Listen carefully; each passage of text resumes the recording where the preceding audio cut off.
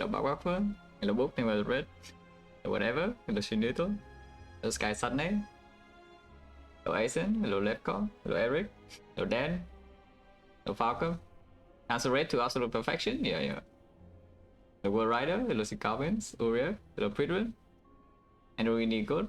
Hello Cheat. Hello Big and Large. Hello 7 on 8.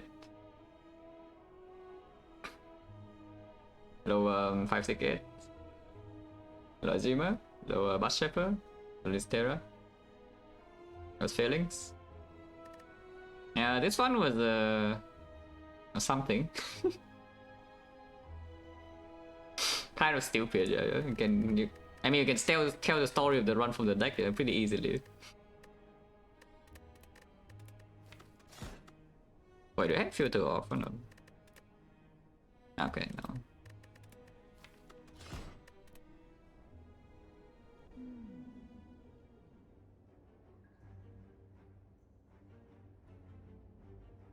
You know, since schedule 25-hour day, I do. I actually do. Sometimes 26 hours. Yeah, it's probably closer to 26 and 25. Here, well, depends on the map. Time boss. We are not going to the early shop, yeah? So it is possible to take the option 3 here if you want. Or you can just take the random ray. Because there are fires before the first elite. So you can do here if you escape advanced away, you can even do like 1, 2, 3, and then you have fire here, and then you want another fire, you can go here. Otherwise, you just do the normal thing. It's an elite here, and then yeah, chest, and then fire into one elite, and then fire into third elite. You can take the max HP and go on the exactly the same path as well if you don't care about rolling a random ray when it can brick. And the max HP in Act 1 does play. We're not going to the shop, so the lose or go penalty does not matter. I just feel like taking option 3 is like weird. Yeah? Big.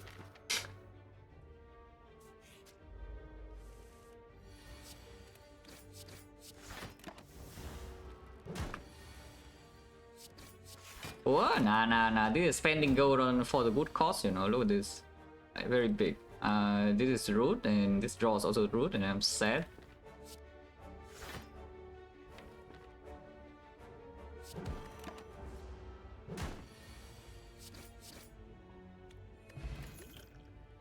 Perfected strike, yeah. I mean, last time we had this exact screen, perfected strike versus twin strike. I just say this is better than Act 1, and it's true. This is better than Act 1. In fact, it's better in early Act 2 as well. And then later on, of course, it's like a lot worse than this, but it's not like this is so premium later, you know, it's whatever, who cares about this? That's right. Wow, peace try, thank you.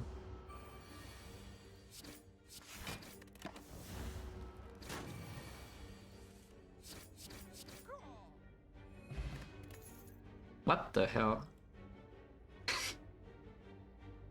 Eh? Like, why into 2 fights? They have 20 gold. Yeah? Interesting. Very, yeah, very thought-provoking amount of gold right here. And we'll just show it off. Burning Pack is the greediest pick, but Burning Pack also with the perfect strike start is not exactly the best thing I have ever seen. Probably just like anger because we added another 2 costs already.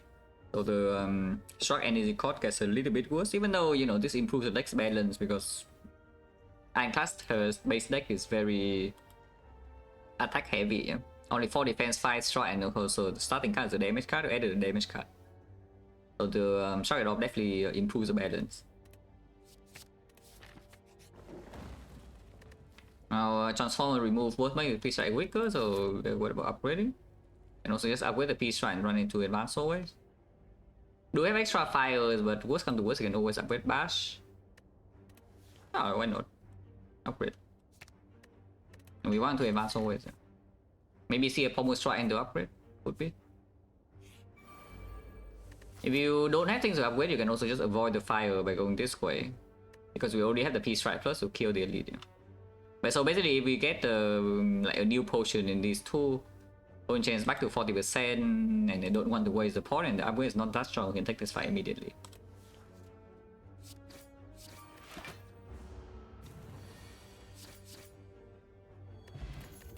Now like new potion and spot quickness versus ghostly armor. You can take ghostly armor again to improve the dex balance. Spot quickness into the slime boss, not exactly the best thing I've ever seen. But it's okay. Yeah, ghostly armor would be good there.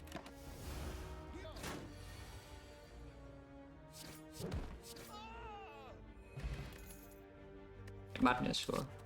And again here you can see the upgrade is not that strong, yeah? We spend the upgrade on like what could be on the bash, could be on the spot quickness, and that is it. Those are not exactly super high impact upgrades in the early game. Bash is okay, but only if you draw the early, and it's not sentries. And we have 2 potions already, so just take this fight first.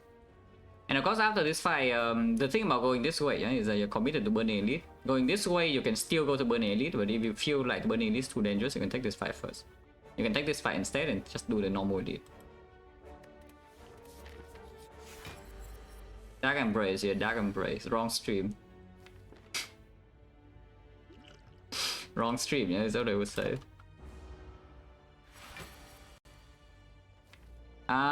This Roder is annoying because once again the Bash and Peace Strike are stuck together. At least we can...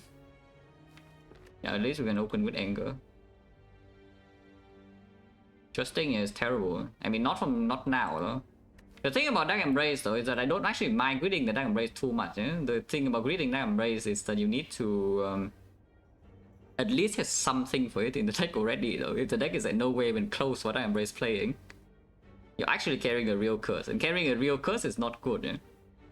I say all the time that Ironclad can carry one curse, but it's like the curse always half plays, you know. The curse not actually straight up a curse. If you carry a real curse around and you spend the fire to upgrade it, well, better see good relics, otherwise you are in trouble. But here, no, now what? I think I'm probably using colorless spot here, yeah? But not probably on the attack turn. Yeah, probably when I'm acting attack, I will open this. We just do anger end turn. Other choice, of course, you can do spot quickness and do headbutt open, but I don't think we need strength so much here. Not super urgently yet. We could need strength like very soon, yeah, but not yet.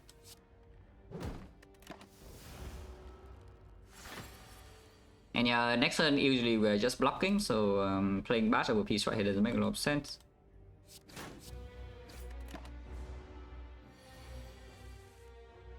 Oh, okay, now I can play Bash. Can open this 15 Dark Shackles. Spending a button right now, of course, means we take 20 next turn, but that's fine.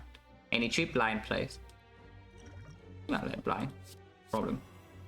So weak potion, yeah. The shuffle is in the blind, which it's okay.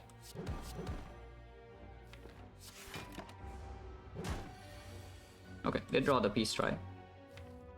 And then we can headbutt the Peace Strike, so I don't think there's even a need to play Spot Quickness. Is that true? Because we Peace Strike in here is go to 37. 37 next turn, yeah, it's like Giga Dead. So we can Peace Strike defend. So we take a clean 20 and we heal 6, so it's 14, yeah, no problem. That's it. That's why I said like we don't actually need strength in this fight with the anger and the Peace Strike plus. The boot, yeah, at least we get a new potion, so going here pays off because I don't throw away pots. Pommel strike. Exactly. This deck doesn't block at all, so the moment we want to a fight that demands us to block, we will fold. Eh? In Act 1, there's almost no such fight though, so it's okay to have a deck like this in Act 1. But it needs to be fixed soon. Yeah, I say that, and here's a 21 damage on turn 1. And we cannot kill. So, you know. That's okay, that's okay. Ow. That's only more damage than Lagavulin. Yeah. This guy attack again, are you freaking kidding me? It's a 9% that this guy swings 2 turns in a row, yeah, when you're here we are. Piece of crap. At least we're big, so I'm still pretty healthy, but that's annoying. Because we also need HP for the slime boss and also maybe a sentries fight, if we want to fight Burning Elite. Our chance now is back to 40. Yeah, for the Dark Embrace, yeah, the second win. I don't mind taking it though, the second win too much, even though we only have 4 base defense. Do we have a Pommel Strike already? Can have the headbutt. would like to pick, you know, power 2 would be nice. And it's up against skip. That's the biggest thing. This thing is up against skip at the moment. Ooh, potion bell. Suddenly now wasting potion here is not a thing anymore. Yeah? But from 49 HP, is it okay? This side is not like a Wulin. If it's a knob, we do have the artifact pot at the very least, and if it's the sentries, then power pot can also be used. We second wind can help a little bit. Spoken is always lands, but sentries will probably still hurt. And we have 49 here, 55 here, and 61 here for these 3 fights. Our relic bar is nothing. I mean, relic bar is something. If this fight drops a potion, then the potion bell can store one extra. Yeah? But for now, like, we have no relic support. So is it okay to just run into burning or not? Because it is a pretty big deal in this type of run to have burning elite and kill neck 1. So the neck 2, this kind of run really needs to actually pass to have options to pass to extra fires. Especially with the potion bell as well. So like getting burning elite out of the way is a very big deal in neck 1.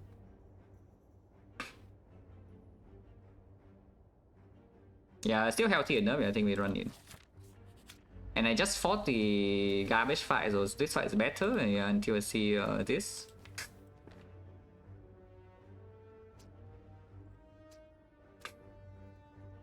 Yes, I played the claim mod and do it yourself.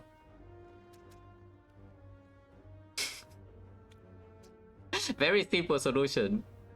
Very simple solution.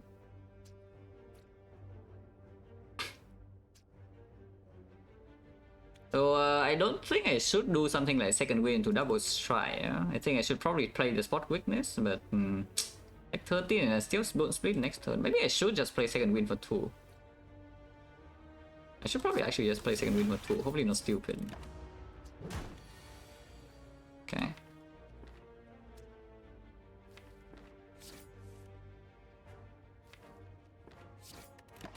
Maximum, yeah, it's like worst case that they both attack for 12, and in worst case it's still basically the same damage taken, but one of them could be not attacking, maybe it's one of them attack for 8 and we can always kill the other one.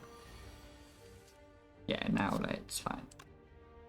This is not lethal, so pommel first, and yeah, maybe draw into peace strike, otherwise we play double defend, that's not bad. No potion though, so we actually have no relics at all, yeah? Yeah, point chance now is about 50. 1, 2, 3, 4, 5, 6, 7, yeah, 50%. The rest, yeah, sure.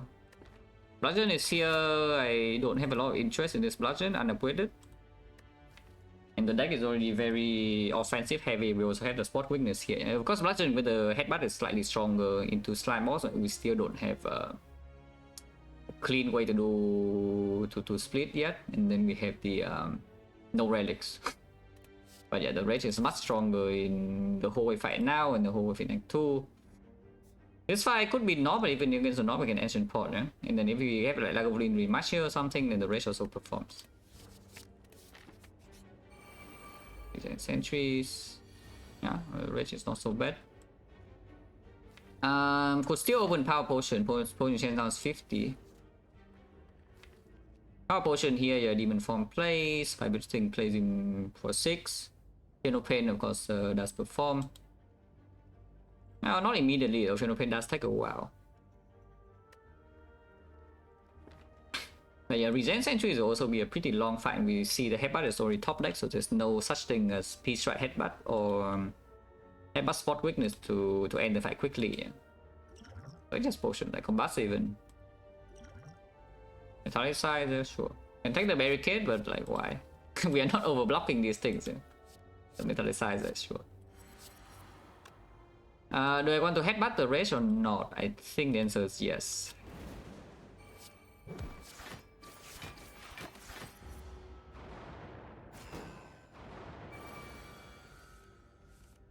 Yeah. Oh, rage is performing, that's not bad.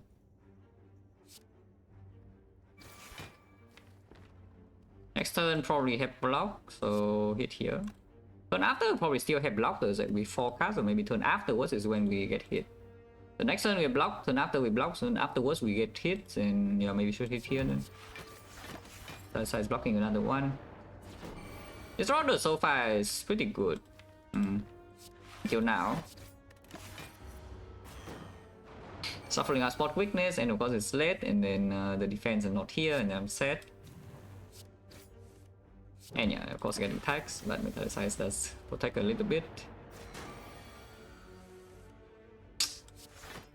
Oh, at least Metallicize protects a bit more. And we drew a defend, at least I draw a defend. That's fine, like so far the fight is not even going so badly, it could have gone a bit better, but it's not even going so badly. And the potion does how much did it block for? It blocked for 11333. Or was it one time 3 too many? So it's like 8 or 11. I think it's 8, yeah. Yeah, that's a good draw though. If it's only 8 HP, it's a good draw though, but it's fine. Because that potion is not very strong in Slime Boss anyway, if it gives the same power. It will not give the same powers. You can pretend.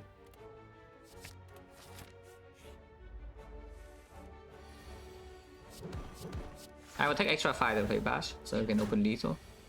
Yeah, with this. Okay, now suddenly the Potion Bell can do something. And this relic is also not doing anything. We lost Ogo from DL as well, so the Mew ticket value is a little bit lower. Can still go to the earliest Act 2 shop, yeah, but afterwards is not much. But it's still maybe 15 HP in Act 2. Flame Barrier, yeah, sure. And then Rest Plus. Lower perm, yeah, thank you. Very nice relics. Just compare this to the Silent Relic bar. It's like, what the hell? Character diff, I guess. And it's not even like I'm dodging or anything. I fight Max Elites here with the burning also. We have one more though, so maybe this is the best relic of all time.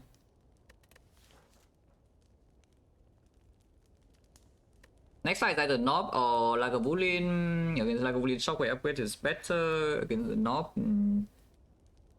it's not super relevant. Like, you could have argued with Rage, but it's probably, yeah, not so important. Against Act 2, well, Rage definitely is stronger. Against the Slime Boss, it's Cell comparable. Yeah, sure. Let's upgrade this now. Wow, thank you, Rage. Definitely do not want to use Fear Pot in this fight. I am willing to spend Ancient Pot when Ancient Pot is something you want to preserve later on with the Potion Bell, yeah? If you have no Relic support in early game, I have zero interest in saving potions for the end game yet. And I want to save the potions that are stronger early game. Like this potion is stronger right now, this potion is stronger right now, and this potion is the potion that can be used right here. But not a lot of other places. So we just use Ancient Potion and maybe I'd rest. Because using Ancient Potion suggests I'm not going to kill this by in 3 turns, yeah? That's okay. And regardless, even if we want to open Attack Potion, I'm not doing it this turn anyway. This draw is awful. Well, Ancient Potion it is. And hopefully it don't take like 2 hits, yeah?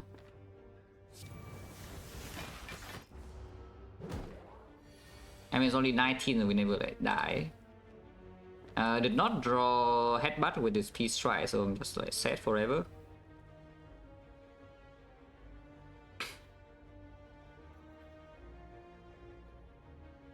Shockwave here goes to 22, we can do 16, so it blocks 3 this turn, but it means I never kill next turn.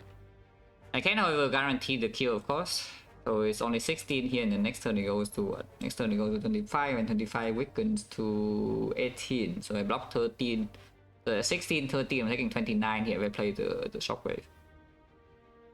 If I play something like Shockwave Strike, I take 29, go to 12, here to 18, and rest probably, and then, oh good, it's guaranteed lethal. And bomb, and the next turn we do Headbutt, Peace Strike, Anger, is still vulnerable to the last turn. Other choice is Pommel Strike, Peace Strike, and hope that we can draw lethal next turn, because it's 37, so it's on 27, and 27 is not impossible to kill, considering we know Anger is here, and we just need to draw like 21 damage. After I play Pommel, I cannot play Shockwave anymore, that's true. Yeah, suddenly it's like 54 and 54, if we don't draw the Anger... it's still roughly okay. I think I try. Okay. That's not bad. And even if we completely brick, we don't die this turn. Yeah, like lethal, exact. Basically, whenever I draw the angle, there's a good chance, there's a decent chance we can kill this turn, yeah? And the perfect draw was what we had. Is that the angle was top 2 and headbutt was not there, so now we have the threshold of extra strike or extra angle. Perfect. Suddenly, like, save a lot of HP. Yeah, okay, relic that does something. Not the best relic of all time, though, you know, but it's a relic that does something. Lunatics on the prime 731 months, fish a lot. Point change now, I don't have no idea what it is. Let's count again. 1, 2, 3, 4, 5, 6, 7, 8, 9, 10. 10. And we got like what, 1 potion spare. I think 60, yeah? Yeah, I think it's 60. The bloodletting. Only 1 pommel strike, and also have angle and dredge. Seems kind of weird, but taking something like this, yeah, is opening your way into a good deck. Just having this in the deck, it's basically the Dragon Brace was slightly less greedy. That even if we see Pyramid or something, we can already play, yeah. So this, yeah, exactly. This bloodletting is just the open queue. Anytime we see Force Energy is bad, and if we see Snake or Pyramid, then it doesn't really play.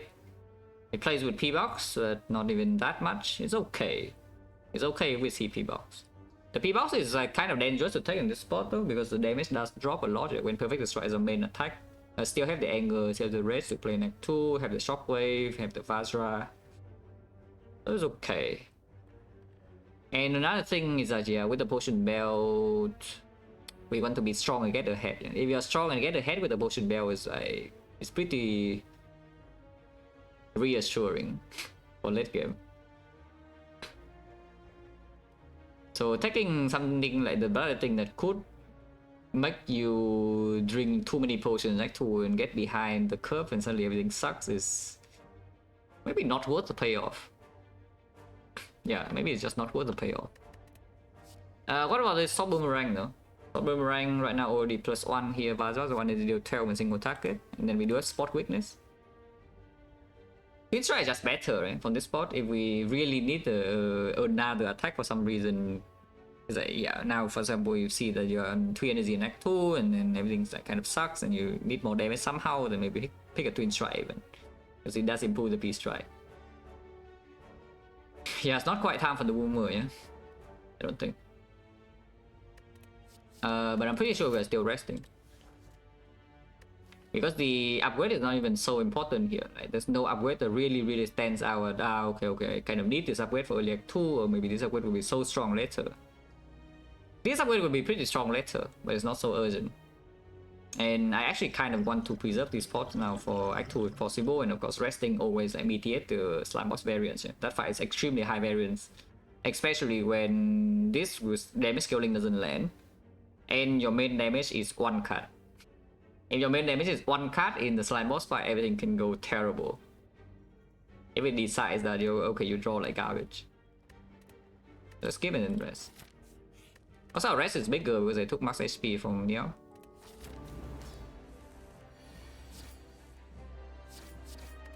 Oh yeah, preferably after resting we do not want to use any pot. Yeah, Shockwave is lit, Kongun is missing. Did not shuffle out the P-Strike at least, but Creating here is 54, yeah, and the next turn no Shockwave and the headbutt is bottom, then shuffle out, otherwise like 28 immediately, which seems horrible. I just split now, and we still have Shockwave and redraw maybe. Okay, here's 24 weaken next turn. No, I don't think I want the strike on top. We do have angers in here, and then Shockwave draws good, second wind draws good, P-Strike draws excellent, Race draws fine, Spot Weakness draws okay. Yeah, I don't think I want the strike on top, so let's just do this.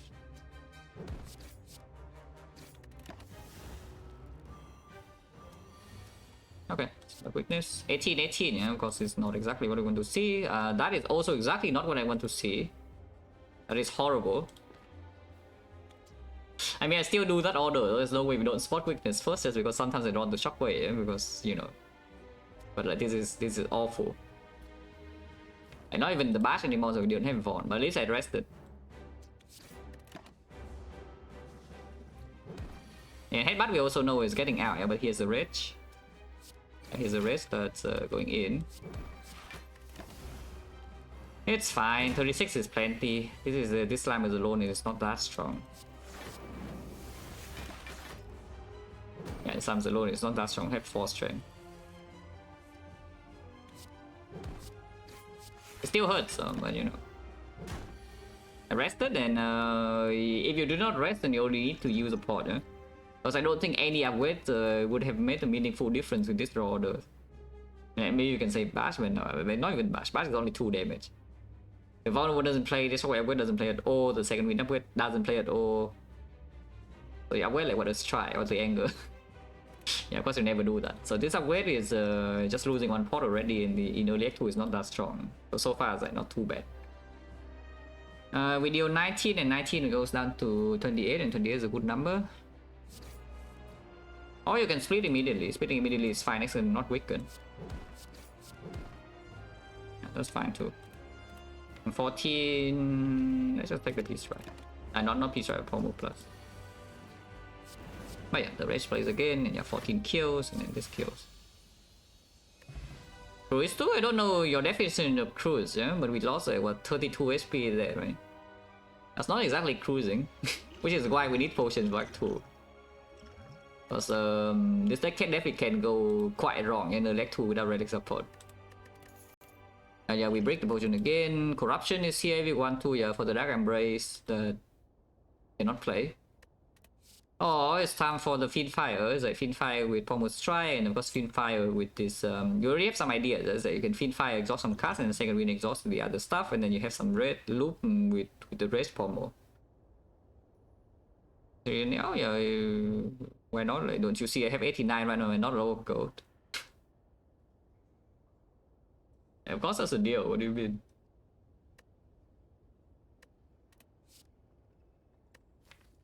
Corruption is mainly Snecko. We don't even need the corruption to exhaust down the skills for the loop, yeah, because we already have the second win and Rage Plus. So it usually means that preferably you don't play into corruption unless you have like everything else. If you have corruption, if you have no pain Dark Embrace, then yeah, sure, corruption is still strong. But otherwise, yeah, using corruption to exhaust on the rage is not even such a good thing. Let's take the Fiend Fire. And Fiend Fire with the boss relic still play. And like this with corruption, did corruption with the Snecko with the pyramid. This also with Snecko with pyramid. It's the same thing. Of course, it makes the Peace Strike weaker, but it scales quite well with strength, and we did the Pommel plus. Wow. Well, tough times ahead. Yeah, tough times ahead, guys. At least I have my potions. Black Star is pickable. If you don't want to deal with the garbage bell, you can take the Black Star. The bell costs front loads the relics for you immediately, yeah. But we have no information whatsoever about the bell. It's the only information we have is that we have a bunch of common relics. So you can break the bell completely because you don't know the average quality of the uncommon, and the rare is still not that high. So yeah, Berserk. Yeah, you want a Berserk, yeah? Yeah, 2 energy equals Berserk, right? Yes, very smart.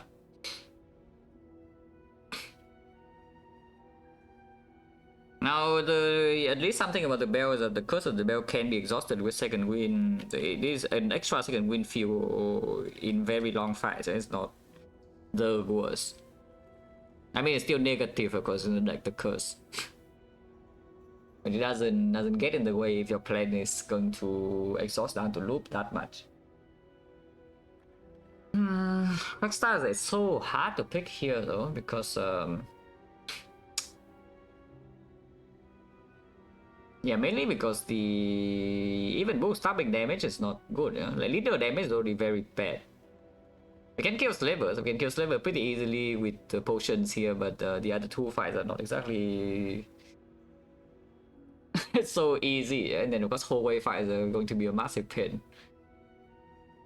But yes, the Backstar does have a plan. Is that you can go to early shock with the Mutic Kit. You refill the HP loss in the first whole way fight or 2.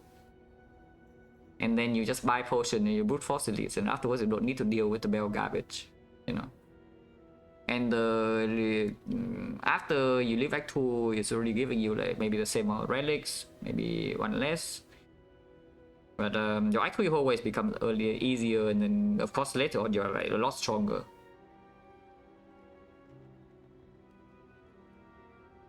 Of course, you're never picking house over star here, yeah? So it's just about whether I want to front load my relics with the bell or not. But I don't think the bell is even that likely to make us so much stronger, you know. It's a decent chance to make me weaker in the short term. So what if we just take nothing? Yeah, whatever, we just take nothing. Mainly because we have potion bell and some gold. Okay, what else? The shop, beeline to the shop and farm max elites. We have 2 elites. Okay, that's fine. I have 0 interest in fighting advanced hallways, yeah? So the path I think is fairly clear. We do like 1, 2, 3, and then I mean if we see question mark shop, then can decide again. Otherwise, just go to shop, maybe buy some pots, and then yeah, fire here, and then elite number 1, elite number 2, shop again, build ticket, no problem, and elite number 3. If we can do all of that, yeah, then we are already in decent shape at the end of the act. Until we want to automaton, the relics do nothing and then die. Like bias here, I don't know yet. You cannot ask me now because bias is a massive decision in this kind of run, with the Peace Strike Plus being the main damage output. So you don't need to ask me when I actually see the bites.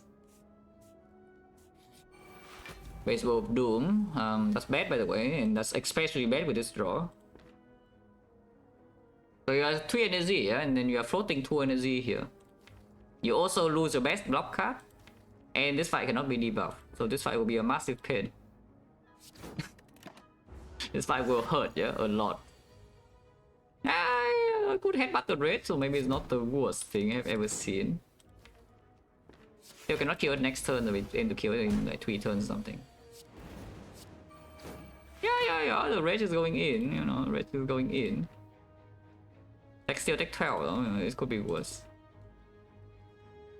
Infire 32, Peace Strike is 28. I don't actually want to redraw Shockwave or Spot Weakness or the Strike itself, but I do want to redraw the Peace Strike. However, we do have the angle next turn. So just Fiend Fire right now, it goes to 28 HP, 28 it goes to 43, 43 we deal like what? It's still so far away though, 43 with no strength. If for everything, yeah, exactly, we need pots for everything, that's why I don't want to fight hallways. But playing the Spot Weakness into the thing doesn't even deal damage. Yeah, 977, we can forego blocking completely in order to commit to a kill next turn. Other choice is just dealing 16, it's like 7 damage for 3 blocks. That's very expensive Hemo, and redrawing defense is also bad. So I could see just doing Bash Anger here. Yeah, Bash Anger here goes to 12 and it's 27, 27 is killable. Holy the boot. We are 1 off though, so that makes it even sadder. Actually, did I have lethal because of the boot on the strike? If I had, then, you know, sorry. -8. I did not even, I actually forgot the boot completely, yeah? So if I lose because of that, you know, deserved. You should not forget the boot. Like the best rally in the game, you know, should not forget. Oh, actually, no, I know for sure that it is not the case, because you can see the stats right here. Damage added is 4. And you cannot add more than 4 damage. Okay, this is a perfect line already, and we are 1 shot. yeah, exactly. What Rider sees it. Like, say damage added 4, yeah? So we cannot actually get more damage than this. Ah, perfect. No problem. I already know that was not a misplay. But yeah, second win, so now it's on 24, or you can just put it to 1, and if it put it to 1, then yeah, the boot prop will kill, and we only need to deal, I mean it's the same thing, we need to deal 60 damage next turn. Otherwise it is redrawn to anger. Okay, let's just hit, let's hit. Okay, what if the done it even if it's exhaust? Yeah, no potion. Whirlwind minus, well, we don't have any AoE, you know, so Whirlwind minus maybe is still doing it, because Whirlwind minus with the Vajra is still 18 AoE, you know. And then we maybe can buy a Chemax here, and 18 AoE is enough to kill the leader minions. Well, Whirlwind minus for this, I mean, we're never losing our goal, but the potions can be used here. Attack potion right now, so you can headbutt the thing, or you're optimistic that you can simply just do shockwave into headbutt. But then what are you doing with 3 energy next turn? We just open attack board immediately, yeah? Because the red mask relic also helps so quite a bit in these fights already, and we can buy new pots. Point chance currently is 50%, so I open this now so I can headbutt and attack. And maybe you can save this HP immediately too. Yeah, like that. I mean, this potion will be very nice in, you know, the elite fight, but at the same time, easily killing these fools is I don't have any problem with easily killing these fools, especially with a draw like this on turn 2. Just load this turn 2 draw. Like without the potion on turn 1, like what the hell are we doing this turn? No potion, no more than 60%. That's bad. Common Strike is here once again. It does improve the feed fire a little bit. We don't have upgrades for this so easily though. But probably still take it. It does improve the Peace Strike plus as well. Ooh, that is very nice. With the Black Star. Suddenly now I don't want this thing anymore. Now that I just got Ancient Writing and suddenly want this cut out my deck. But it's fine. It is still okay. If we don't really die inside Act 2, then the Pommel Strike is not even such a terrible thing to have in the deck for later. Potion chance is 60%, and unfortunately we still need to spend gold on pots here. Yeah, we spend gold on pots. Attack pot is back. Apotheosis is here if you want to, but that is way too expensive and my entire base deck is already green, so it does nothing. Yeah, buy bag of prep and buy draw pot. Can also buy... Cannot actually buy dramatic entrance in bag of prep. Yeah, this is a fun line, but yeah, cannot do that. Armaments minus with all base deck being green already, not even that good. Yeah, because it's less efficient than the defense plus, so... And we don't want to upgrade armament, so your turn is not going to be like you play armor minus on the another damage card and strike, and then you play that, so your output total is not even stronger than strike defense. Yeah, Mega Prep improves the Fiend Fire, and then also a very good relic later. Or you can take this here when you already have the exhaust. Yeah, as in you Fiend Fire away some attacks and you second wind away the rest, and suddenly now you have like the Abacus and the Pommel, but the rage is already here. It serves the same purpose, you can exhaust your entire deck. So just buy a Mega Prep.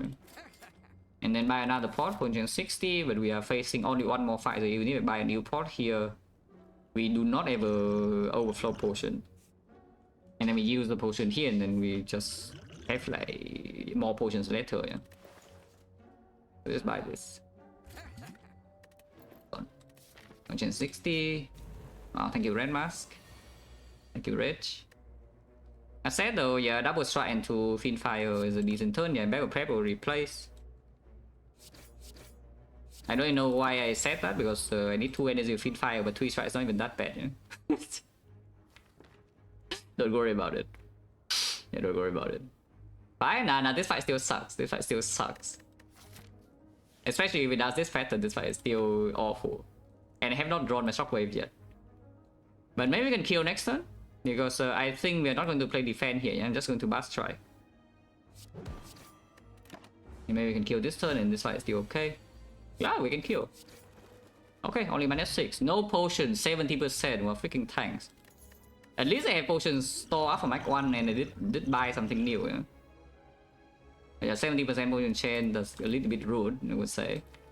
Second headbutt from this spot, not really. Close line, not time yet. We have a Shockwave, Inferno Blade, minus, you know. Also, we haven't seen any upgraded cards in Act 2 in 3 fights. Which is also not that common. So no potion and no upgraded cards. Yeah. First upgrade, what is it? The Whirlwind upgrade is making sure that you can kill the Gremlin minions on 3 energy, even if they're not vulnerable, even if they're big. But it's not very often that we will play the Whirlwind. The Whirlwind is only played in AoE fights and only if it actually kills. So it's like in Slaver it might not even be played. Because right now the strike is much stronger than the Whirlwind ratio wise. And if you have Battle Prep, I think your first upgrade has to be Fiend Fire. Even have the draw pot for one time, yeah, first upgrade absolutely is Fiend Fire. Unless you're resting, but I don't think we should rest from 66.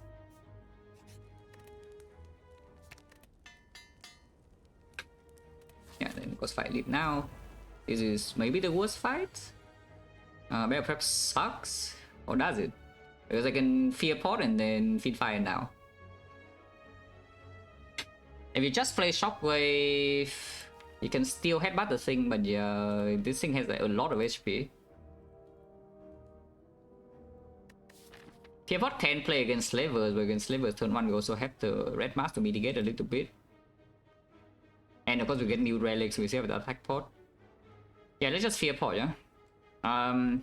Using the other potion as well is possible, it's plus 48 damage.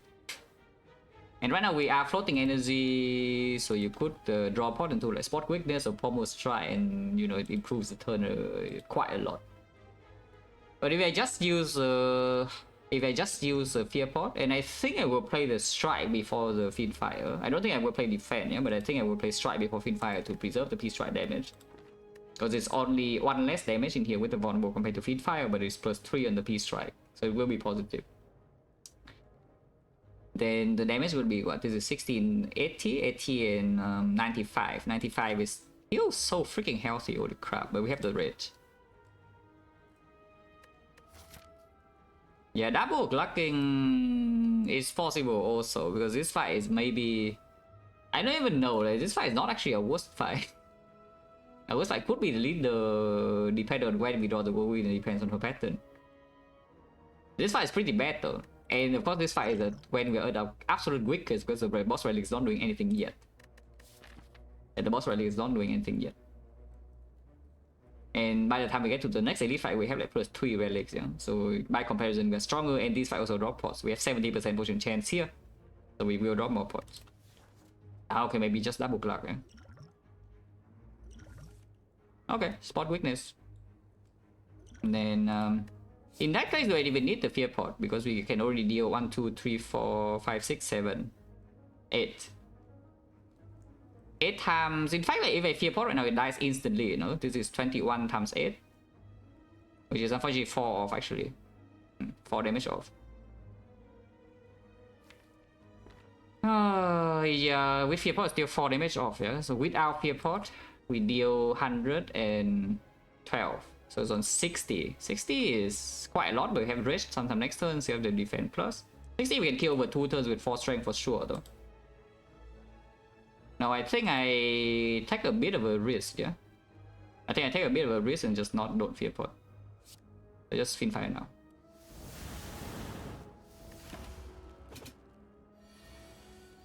Okay. 47. Next one is only 24. I mean, Defend is played for sure. You can Fear Pot and kill right now with the P-Strike strike at 61, so you can still Fear Pot. It makes no difference. If you want to save this HP compared to last turn, this Fear Pot does exactly the same job. If we had no D2 last turn, we have D2 this turn regardless.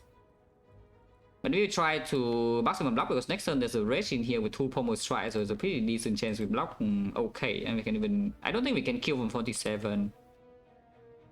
And we like 47 force strength with the bash into the Pommel tool. Yeah, we even have like Rage Whirlwind. There's no way I should take this extra 8, right? So we'll play this line. Yeah, there's no way I should take the extra 8. Like, look at this block here. 1 off, by the way. Because we bottom deck both Pommel, but you know, it's fine, it's fine. Don't complain too much, so they take 4 damage. And now we preserve the Fear Pot. Holy, the best relics of all time. The bell is chilling, no? Because you bell into Pocket Watch and then... interesting.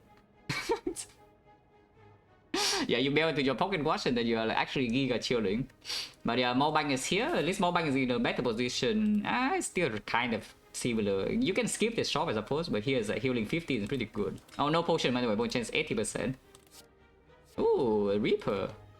When we do have strength. A Reaper. Don't mind Reaper. The Baseball Doom. But we do have the backup prep Feed Fire, so the baseball dies instantly this time, yeah? Which is good for us. I can Pommel here for extra damage, but if I Pommel here, I can draw into Reaper and then I'm set. And I think we can block this guy just fine. Oh yeah, die. I guess you can play Strike here, but like, why? Die. Ha! Doom this, you know, baseball. Stupid baseball. In fact, we can Reaper store here sometimes too. But don't think that's so easy to do. don't want the Shockwave in anger though, because I do not want to brick on block, and I do want to. And headbutt barrier, headbutt defense plus headbutt spot weakness here. Headbutting spot weakness is the most aggressive line. You can also headbutt Reaper and that's cash out for 8 HP. Yeah, you can also just headbutt Reaper and cash out for 8 HP here. I think I want to be a bit greedy. We draw 8. 6 days though, so we draw 6 extra cards here in 6 days. But if I draw 1 defense, it's worth it. Why not just headbutt the defense then? If I draw the Reaper next turn, we just play defense Reaper. And then maybe we just lose 2. Yeah? Maybe we just headbutt Reaper and set up lethal, then it's probably better. Yeah, let's just headbutt Reaper and set up lethal. There's no guarantee lethal though. So we do need to draw Earth Strike here. Maybe we draw defense plus, that's also good enough. And ideally we draw like spot weakness.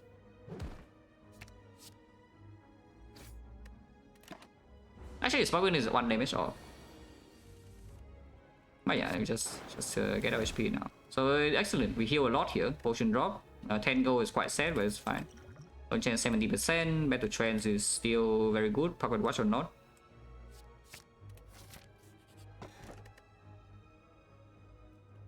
Ah, I see. So you. So you take the bell, yeah? You bell into Pocket Watch and the first elite drops the top. But actually this top plays though, is the sad part. This top actually plays. We have the feed fire, and then we have the anger and the rage.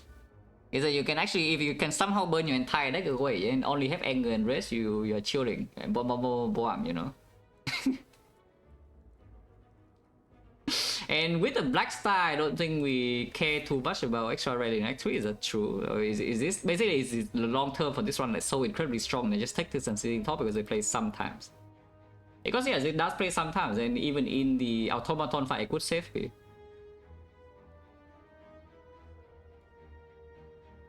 Not bad people not know how to use it. I don't know what this question is, but so just ignore that. I have no idea what the purpose of the question is. If that's the case, I will not answer.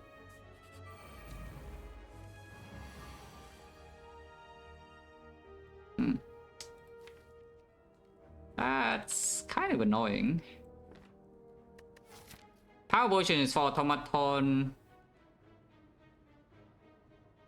Double hitting here, and then she can still attack me next turn, but the spot unit will miss though. Ah, that's so annoying. This is big and we did not draw enough damage for lethal, yeah? Because the spot unit is missing next turn, such a annoying thing. If I kill this now, but if I don't kill this now, she hits me next turn, I'm crying. Other choice, of course, I can open potion immediately, but I would prefer to not. Yeah? I think the turn just still has to be. Yeah, it's like double strike and the sneaky, and then it'd probably be sad.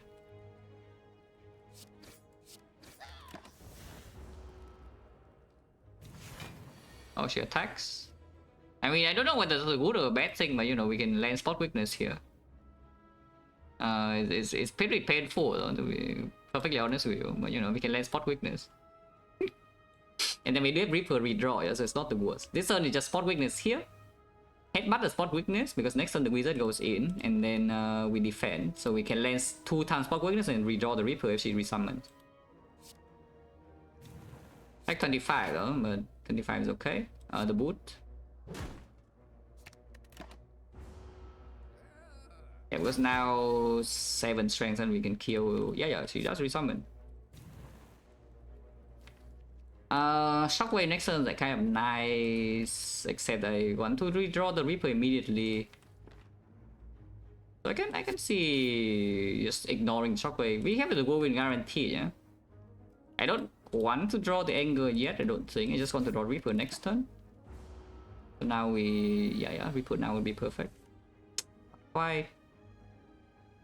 Just whirlwind. Yes.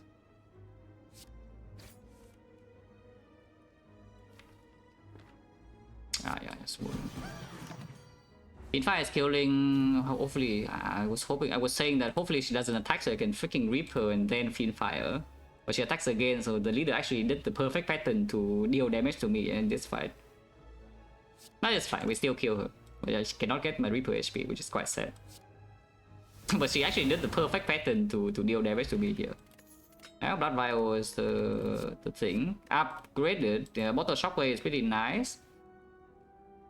You can also bottle the Trance Plus or something right here. I don't think I even picked the Trance Plus, so it's a funny part. Like one Trance in my deck is enough, even though the other one is green. We have Pocket Watch to draw, we also have Unceasing Top now, which is Trance Stops. And we also already have double pommel. And the second Trance, of course, is breaking the first one. They're breaking each other. And we already have another thing to bottle as well. Is that if we don't have like something like this Shockwave to bottle, then maybe it's different, but we can just bottle Shockwave. Bottle Shockwave in the automaton, not the greatest thing ever, yeah, but it's not that bad. Yeah, bottle Shockwave in Pocket Watch is stronger than bottling Trance as well.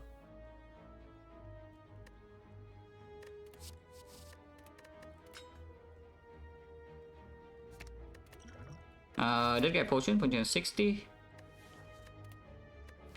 Pinstripe Miners is not it, yeah.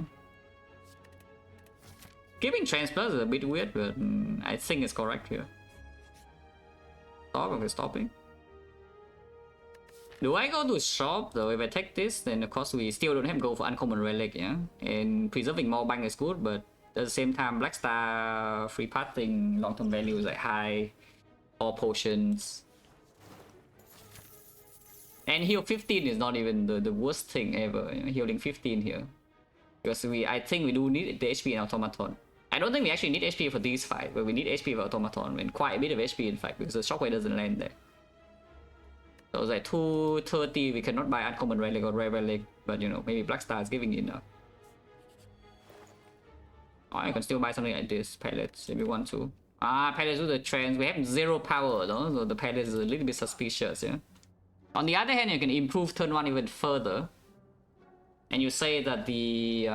you can pretend that you know, the hard fight is not a problem. First cycle with our rating bar is going to be so freaking long.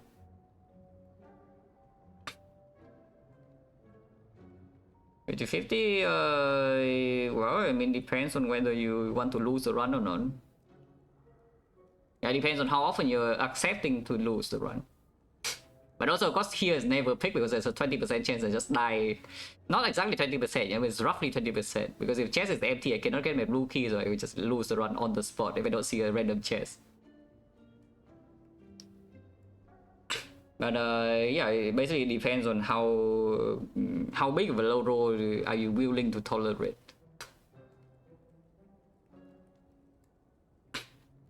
For me, at least Ginger. Without Ginger, no Ginger, no deal. Yeah? With Ginger, maybe deal, but only rarely. You can pretend that first cycle the heart is already dealt with because we have the Giga Potion Bell, and we also have the Black Star super long-term value, and we have like other billion things, and the heart is weakened. So you can improve turn 1 even further by the Anchor. Anchor, of course, doesn't really play here. But this fight will perform because it's either both stabbing or the slaver, yeah? And then turn 1, they're already weakened, the Shockwave doesn't mitigate damage, but it still probably needs to be played. It's okay, I mean, chest empty, you open the chest and there's nothing. It's literally that. It says your chest is empty, it means it, yeah? Your chest is empty.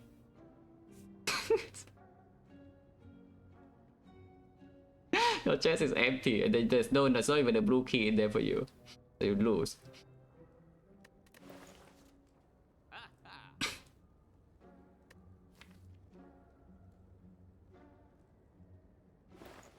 Because Palace right now does nothing. I mean, it doesn't actually do nothing. It does one thing, one time with the power pot. And of course it opens like some Berserk pick from the rare card to hatch for breaking the fourth energy here, because you know, it's still freaking Black Star run with a deck that's quite expensive.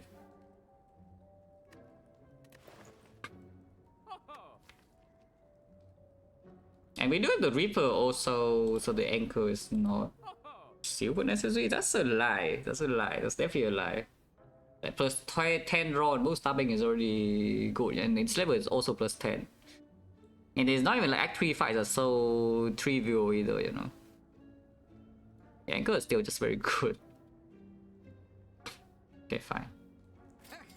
Anchor. That's a very expensive anchor, by the way, because it breaks the mall bank, but I still buy it. Yeah? I don't think there's anything else here. We could exchange potion, but no reason. Anchor? No, anchor.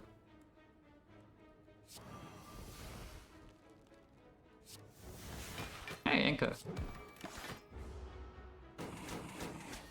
Now Fin Fire kill or what? No. We full block still though, but Reaper being drawn here means that we also don't really get Reaper HP. That's fine. Yeah, now Fin Fire always lands and it's always dead.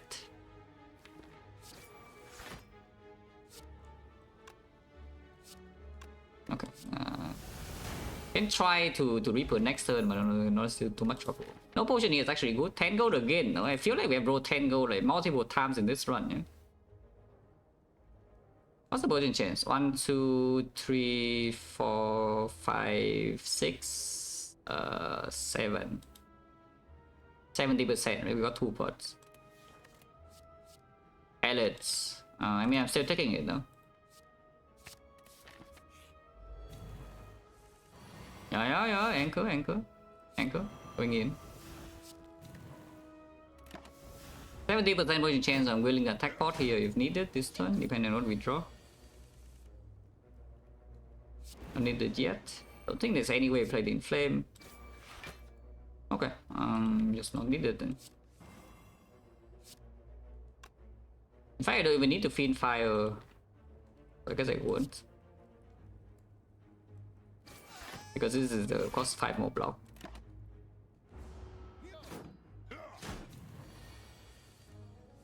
Yeah, last turn vulnerable, yes, you can Reaper here.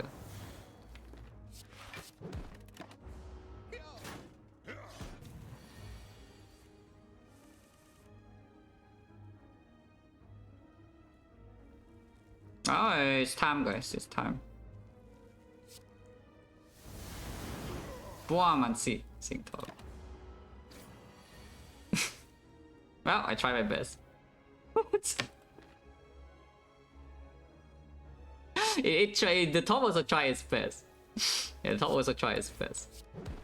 That's fine, yeah, we are very healthy. Ooh, a new potion chance now 60.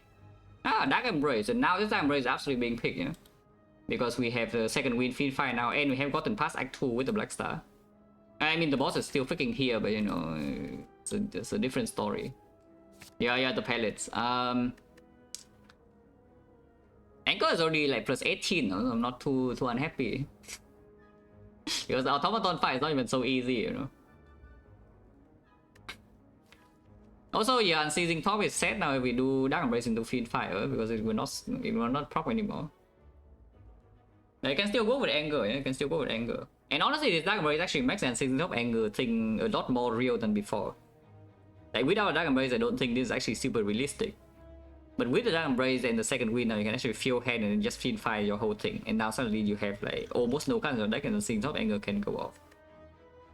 The upgrade is on the Dark Embrace itself, and then how many potions am I using in Automaton?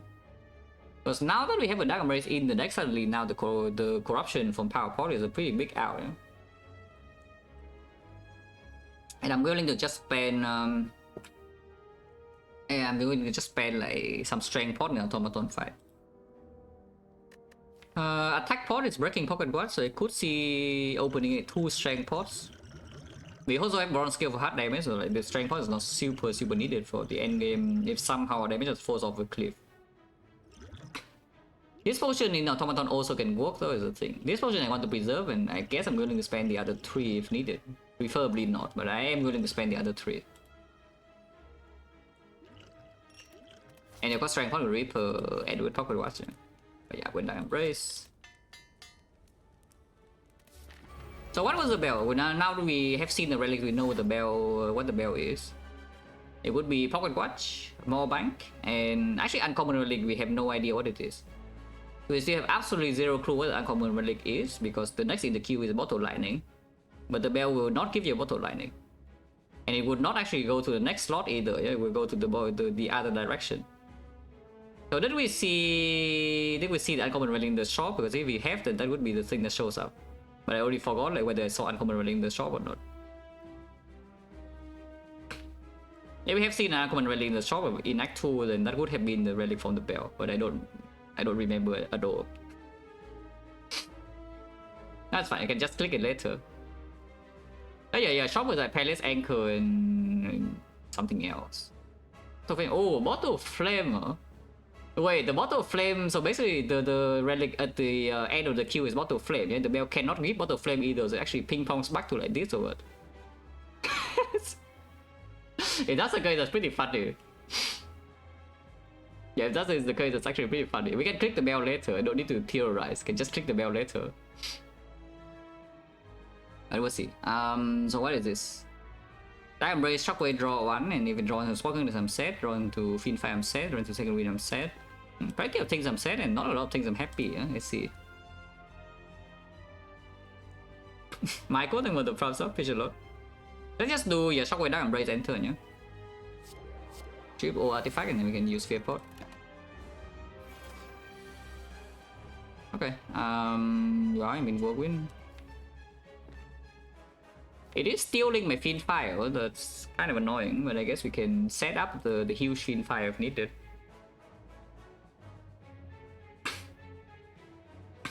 And we can get a bigger Reaper later, so... But yeah, let's just use one Strength Pot. Actually, let's just use 2 Strength Pots. Let's not disrespect Automaton, and it's like actually like very dangerous because the Shockwave doesn't work. And the only debuff we have left is just 1 bash in here, so I'm also willing to spend Fear Pot.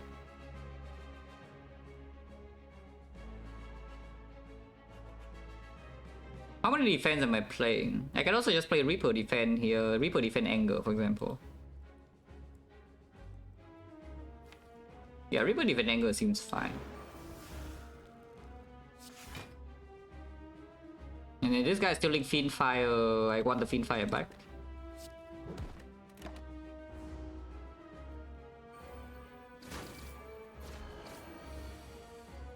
So this last land, that's very good. Yeah, this guy is stealing my rage, but actually not true. Yeah, if I draw into the rage with a Sensor Strain, it will steal my defense. So basically it steals whatever is at the bottom, yeah. I don't know what it is stealing, this guy. I can also know now if I do the Pommel, because if I Pommel, then it will steal a random uncommon card. Which maybe is not the best thing either. Okay, so it's still stretch, which is the worst case of the two, but that's still okay. We can go in right now with the Giga Fiendfire. Or I can just block. I can do like Sword Weakness into Second Wind, into 1 more energy. Which I think is better. And the next time we can do Anger. Yeah, I can see the Anger and Season Top thing, I could play. Not bashing here, but that's okay though. I just block. Yeah, never die to Hyper Beam. Yeah, Anger. Bomb. Bomb. Yeah, bomb. That's a lot of damage. And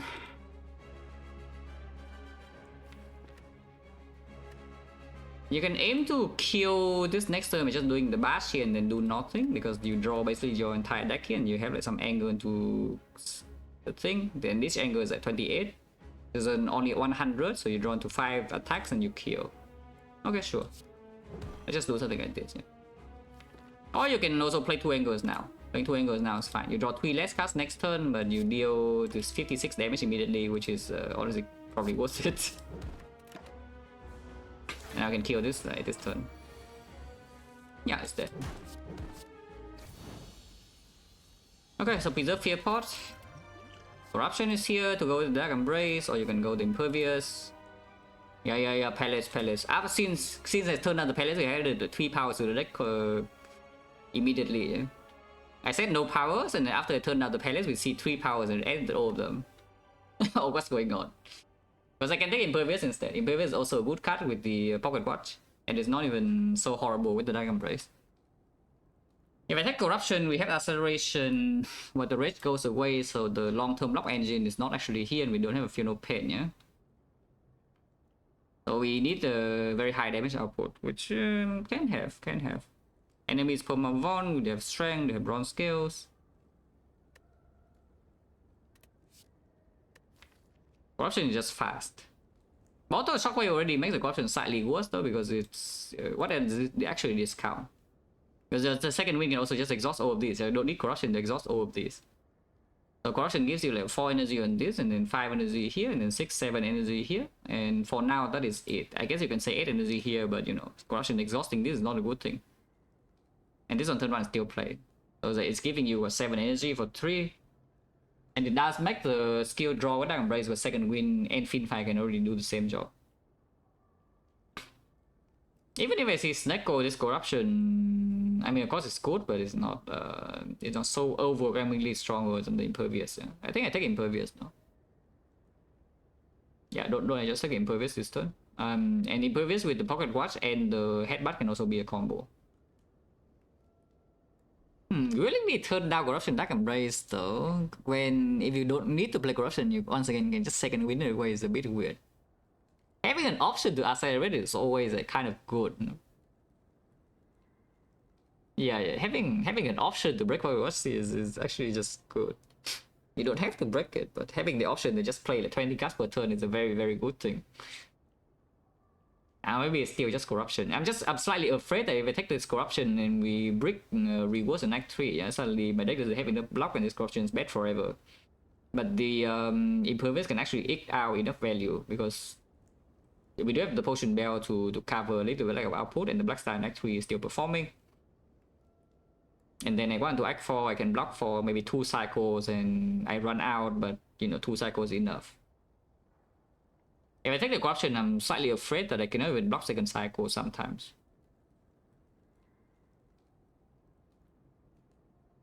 Probably nonsense though.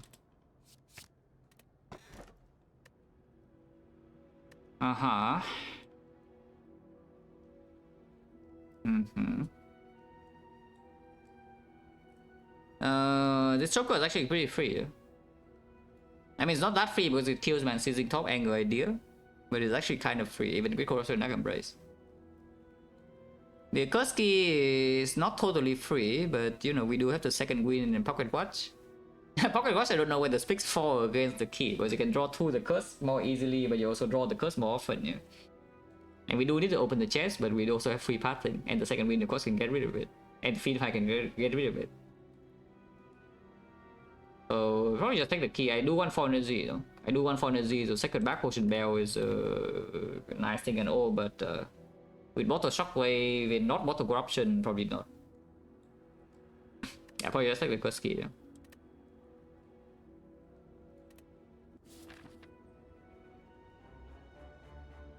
Okay, where are the elites? 3 elites, okay, not the worst.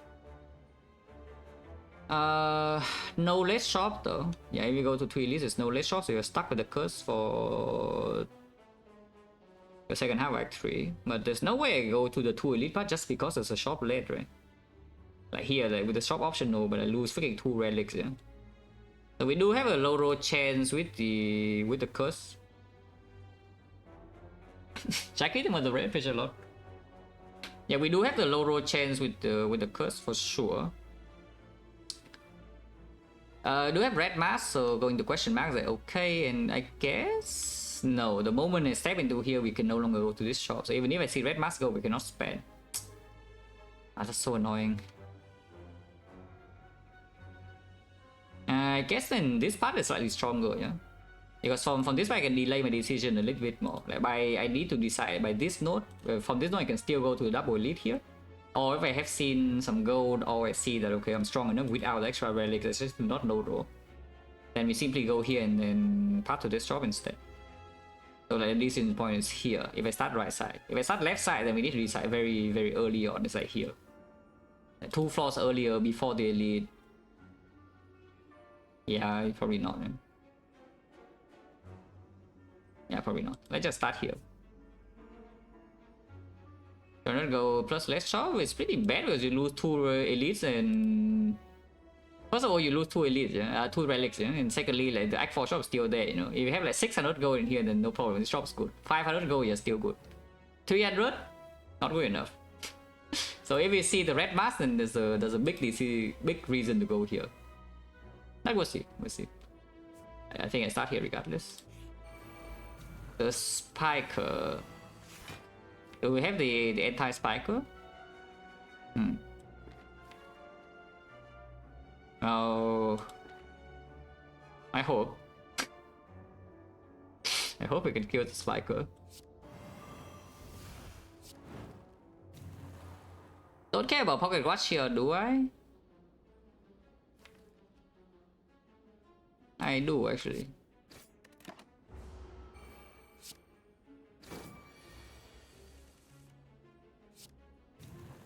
I mean, I can simply just Reaper here. You know? Some damage to all of them. Full heal. Yeah, and play defend. Yeah, we have second win days, you can also just accelerate with corruption one time.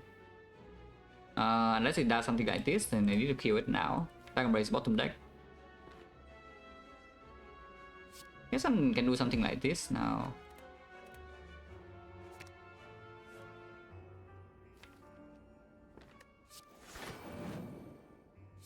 Yeah, break watch this turn, we can deal like 22, yeah. No drop. Ow! That's fine, no? 6 is still full. We can lose 2 more and it's still full HP. And now I have a turn that I could go in. The second win in here is blocking 15, so we can kill this.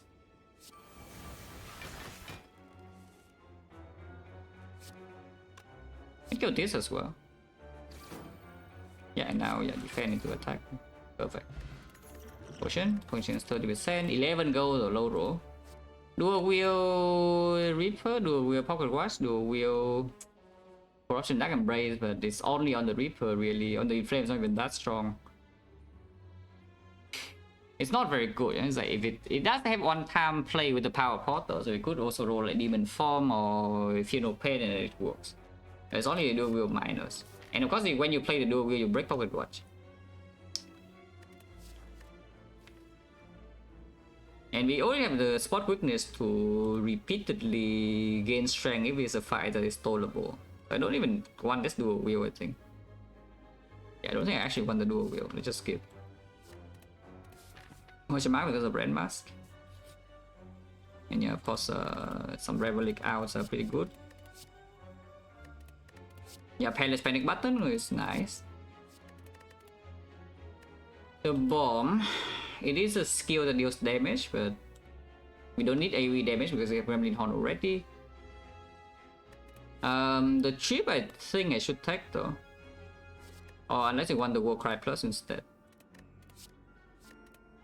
Free Panic Button, yeah. Free Impervious, yeah, sure. We're definitely free, eh? Like we will never get affected by this debuff, yeah.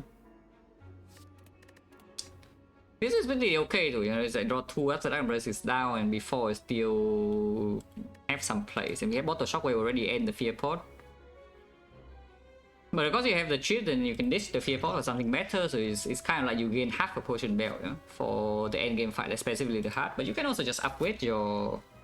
We do have fire in this arc, yeah, no matter where we go, we do have at least 1 fire, so you can upgrade the Shockwave. And if you upgrade Shockwave, then you don't need the Fear Pot or the chip for the heart if that matters. Yeah, so probably this is not even good. It is good for Donor Decker though. Specifically Donor Decker. Which we know we are fighting. Because on turn 1 Red Mask strips 1 layer, but then the, you know, the Shockwave strips the other 2 and then we have nothing. And only the bash. But it does break Pocket Watch. Master Strategy versus Flash of Steel. Master Strategy very good. Flash of Steel also very good because it offers you a way to loop. And yes, if they can get down to the loop, like even if you play Corruption, you exhaust the rest, yeah, that's still fine. It's like Pommel. This is Pommel, basically Pommel dropkick, but enemy doesn't need to be fun. The Flash of Steel, of course, break Pocket Watch, so before we actually exhaust down the loop is not being played so often. But it does offer you something to do when you exhaust down, which right now we don't have, which is fairly valuable. We have something to do after we exhaust down.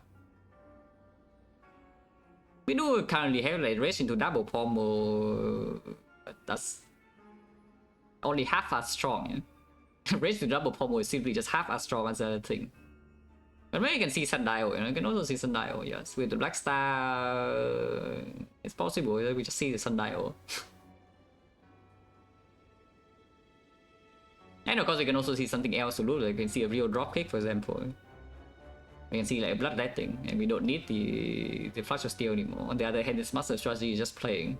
It's very good. Also it's yellow must pick, you know. It's rare. This thing is uncommon, this thing is rare. Yeah, that's a good reason. Panic Button, really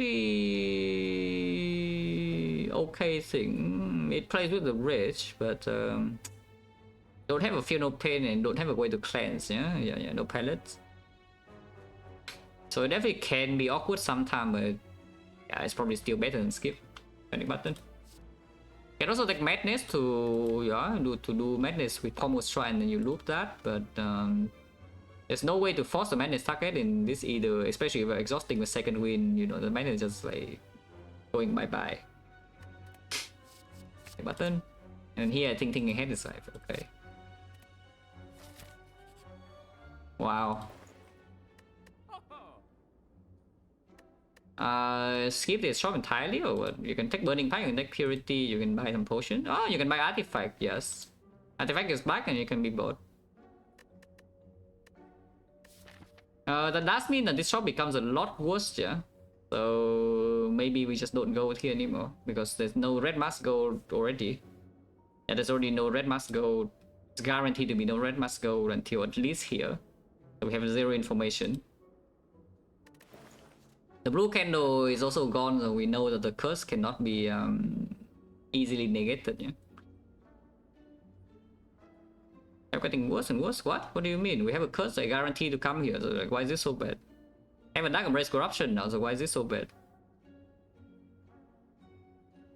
Because I think I'm buying it, you know, the Burning Pack. And having a targeted exhaustion deck also means that we can deal with boss Scarlet when the fight goes long. It's like you just play second wind Burning Pack instead and you exhaust down to Race Pommel.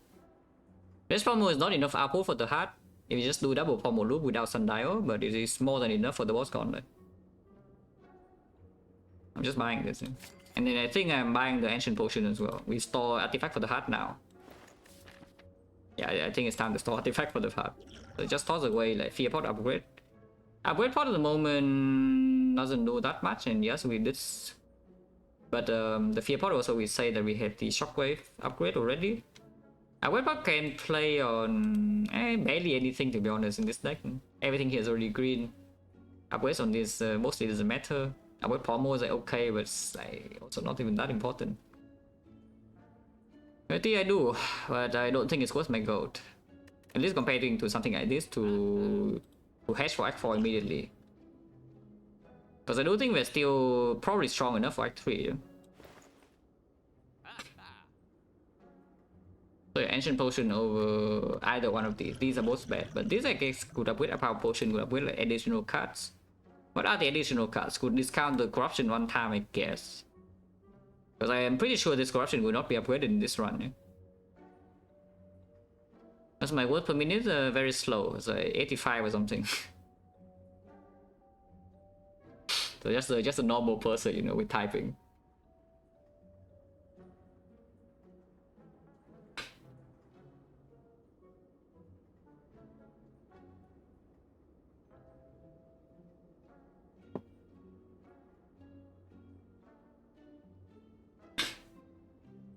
There's a monkey type, yeah, it's just the whatever is on the website.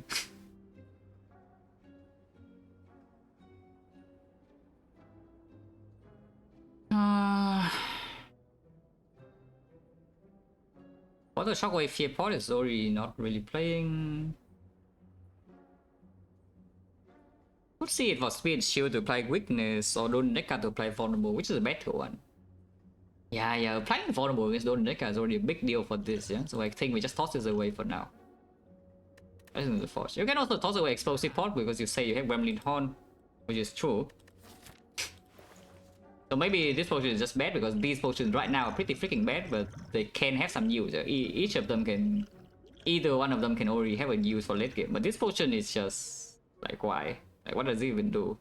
We already have this. Yeah, okay, fine. We are definitely passing back. Explosive Pot. Monka.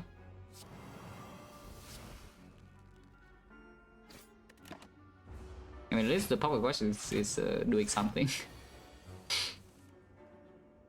This time you can full heal with spot weakness, so you know can stay here for a long time.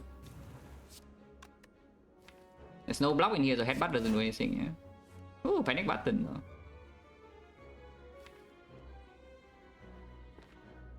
Don't think I should float all my energy here, so let's just do break pocket watch. But let's play something like this.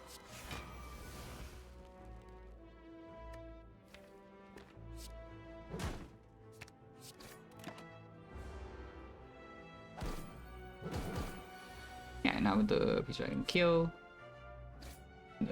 There's no side quest, so we can just kill just now. Up! Great, dude. Oh, you know the deal, we're in Act 3. Yeah, you know the deal, we're in Act 3. There's no recurring weakness yet. There's only the red mask and front load from Shockwave.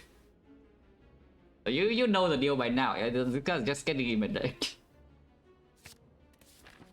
I would prefer a second Shockwave because, you know, corruption deck are based and all that, but you know, cannot beggar is gonna be choosers, you know. Spiker again, by the way. That's fine. Let's take 4, yeah? Take 4 is okay.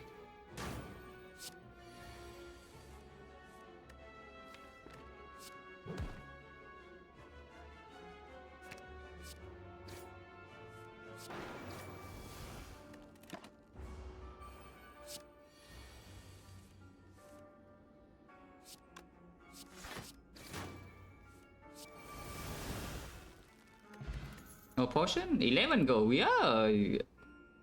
I am slightly curious. I don't know whether I would actually spend time to do this or not, but I'm slightly curious at how much gold we have rolled in this one so far and what is the average. Because it certainly feels like I'm low rolling gold like crazy, you know, since Act 1 until now. Every time I take a look, it's just like 10 and then 11 and then, you know, like another 10 and then... I'm just sad. Strike it off versus the heavy blade. Heavy blade is minus. It is a very good attack with the pocket watch, and yes, we do not mind the strength payoff too much, but it's probably still just struck. Corruption deck embrace also, and we have the loop with. Suddenly now instead of doing raise 2 pommel, you can do raise into pommel struck. Pommel plus and struck minus, and this loop is blocking more than enough for Act 3. And of course, we fight elite now. The giant head. I think let's give it time setup, and we land a spot quickness, which is very good. Shockwave next turn, yeah? So just play Inflame now. Shockwave next turn to not waste the debuff.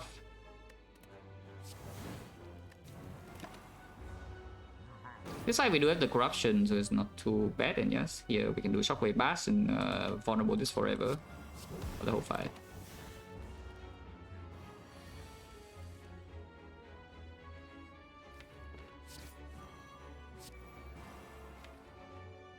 Next turn, can corruption and play a bunch of cards, which is cool, I guess. That last turn is weakened, no? And it's not going to be weakened next turn. This is even good.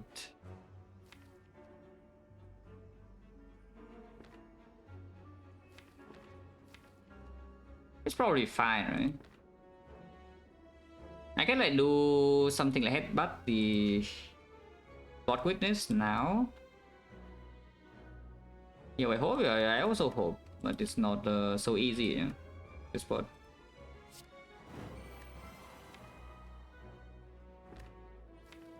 Can also just pocket watch again. I can still just pocket watch this turn and take 22. which maybe is a better choice. I think probably pocket watching distance is a better choice. So we just do defend, headbutt the defend drawn to close line, and we headbutt the spot weakness, and next turn we go off.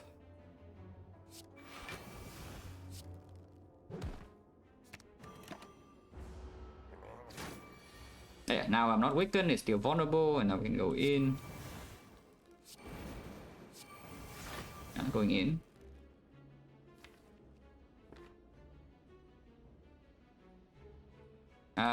No more skill though. I guess I can do Anger Reaper in fire now.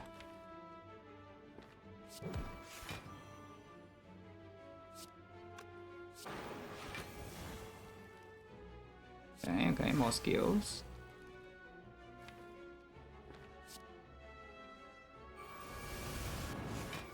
Yeah, we just do a bunch of skill to full block this, and the next one it dies. Oh, good. Easy. Yeah, we definitely kill it this turn. Yeah.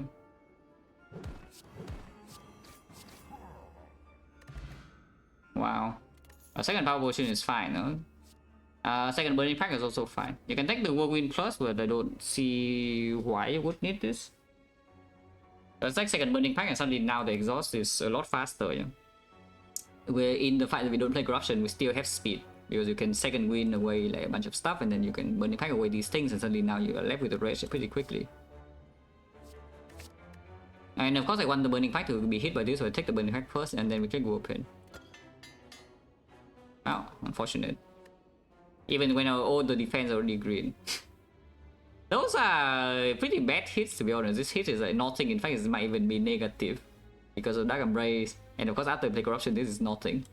And this is, I guess, okay, it's a 10 block.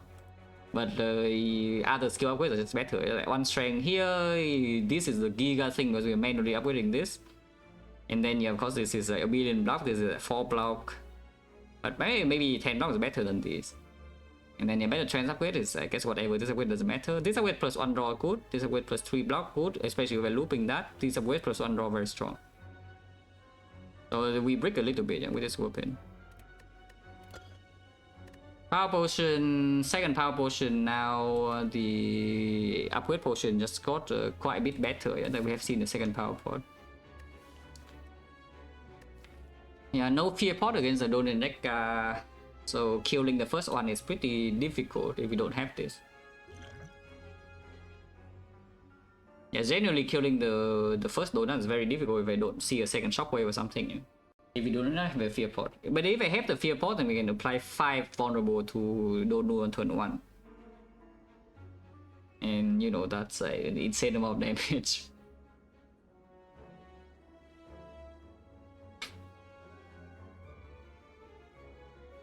But for Reaper we can, no? We can actually wait for, we can actually, after, but I need to kill Donu first. After I kill Donu, then we can store with the Spot Weakness Reaper against Nekka. Sometimes. Because they do have the loop, but the loop also deals damage, and we cannot loop, just loop block, we need to deal damage to block. So maybe they also run out of HP. So fast, no, after, it's not that I am fast, but it's more that the other thing is slow. But we need to kill the Donu first. If we don't kill the Donu quickly, then yeah, we don't have time.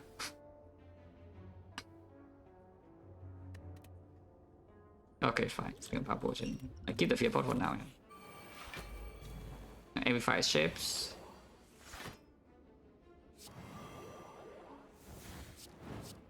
Yeah, amplify shapes. I mean, Anchor is doing great though, but we also over healing. I don't know how great it's actually doing.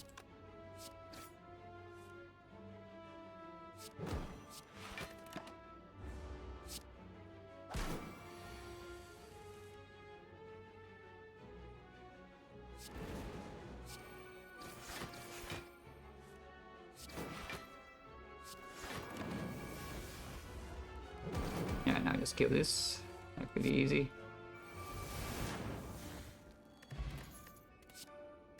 Well, one potion is gone, yeah, but which one? Probably one power pod.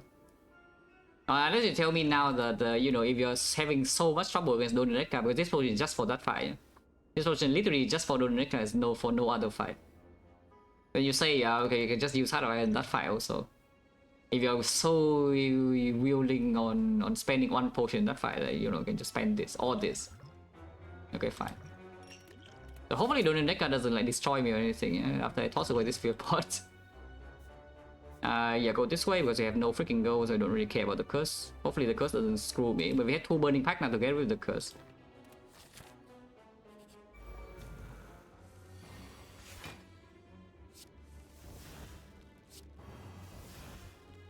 Hope this fight doesn't screw me because, you know, it's pretty painful in this fight.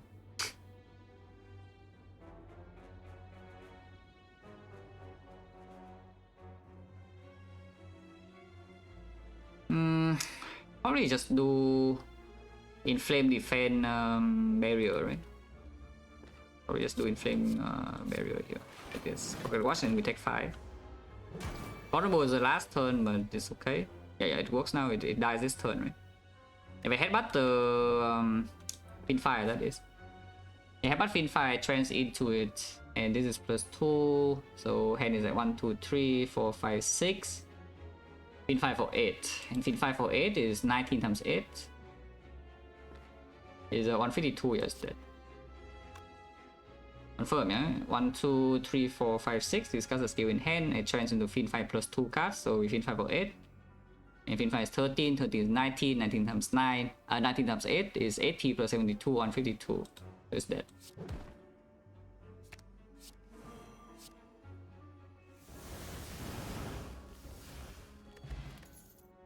Pellets, wow.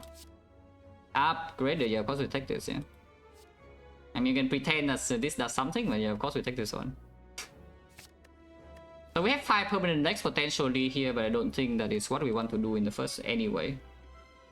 With our lot of max HP, I think I'm still just blocking Von the Hut. And we have like this for scaling as well, yeah, the 2 power pots.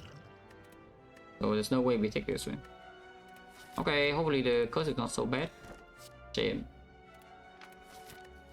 Shame is kind of annoying, but it's not that easy, it's that difficult to get rid of, I guess. But it's pretty annoying. Record now, because we could see a second shockwave, we could see something to do at the fire instead. The upgrade is on the shockwave, but it's not super urgent to be made, yeah. I guess against the next giant head it could be quite important, but it's not burning elite. And the next giant head right here, we have +2 relics on this already. Last time the giant head fight went well because we top deck spot weakness and landed it though. So if the spot weakness is late in giant head, then maybe damage output in that fight is also not so easy. Yeah? But this time we also have double shock it off to have added like some additional block. Yeah, let's just recall first. If I see second shockwave, I would like to upgrade something else. Would I? I probably wouldn't. I probably would still just upgrade the shockwave because it's bottled. Like upgrading the bottle shockwave is so strong, you know. Yeah, upgrading bottle shockwave is just so incredibly strong. So like, what are the bad cases that I see something I really need to upgrade but I cannot? Because right now I don't really feel that much, yeah. Yeah, what do I even need to upgrade so badly that I'm going to really miss it inside this factory? Because currently I don't see anything, you know, over this shockwave. So it's only about Red Side Relics, yeah, that we could maybe fight the elite and see a Peace by Giria Shovel, and I'm a little bit sad. But Giria I don't even care about. Yeah, Giria I actually don't care about at all. And we can still just leave an Act 4, yeah? The leaf doesn't go anywhere. So it's just about Peace by or Shovel, which admittedly are quite good, but the shockwave upgrade is still stronger than them. So I don't see any reason why the shockwave upgrade should not be made now. Yeah, open the rest, sure. That's the main thing. That's the only thing, yeah, is that if you recall now, you can rest here in case that these fights go awful. Which could happen, admittedly, could happen. We could just run into a Nemesis, like for example, last 4 Nemesis. And on turn 1 it burns, I don't draw into anything. On turn 2 it I draw into all my block on turn 1, and on turn 2 it swings 45, it's weakened to 33, but 33 is still a lot of damage. And we don't have sustain in the boss garden, like no pentagram, no eternal feather. Just above Rio, so 8 per fight. But the shockwave upgrade can already matter against the Giant Head rematch though. If I just upgrade.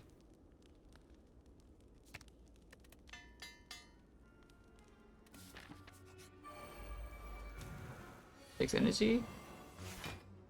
Shame is kind of annoying. But it's okay.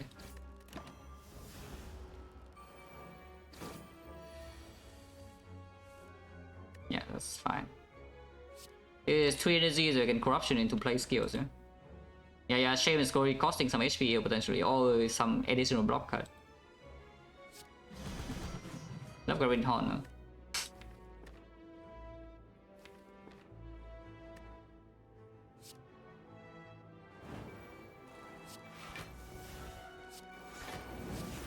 Take 1 damage, and yeah, I think you have to cut next turn. Don't mind Pike or Headbutt, both are fine. This is fine too, probably that. Already break the watch, so just play Anger. We summon, no problem. Miss the spot, but you know, still no problem. Miss the feed fire, a bit of a problem, but you know, it's probably still not bad. I mean, she's already like half dead, you know, and then we have like this in play already, so this turn I probably can draw back into the feed fire anyway, you know, just look at this. And draw my entire deck this turn. So she will just roll over and die probably.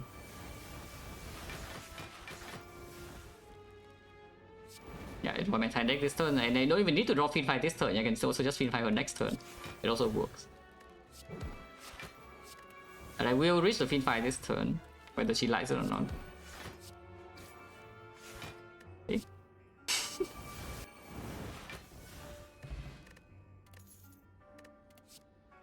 Berserk plus. I probably take the other plus though. Yeah, probably just take the other plus. I don't really care about this. Now that we have 4 energy base already, and we still have the pocket watch, and we have the corruption for energy usage. On the other hand, second spot weakness is very good because it does allow me to just slam corruption, and we still have enough damage. And also, of course, it improves replay is a skill. Mario is okay. Not amazing though. I don't think we have that much go unless it drops an old coin or something.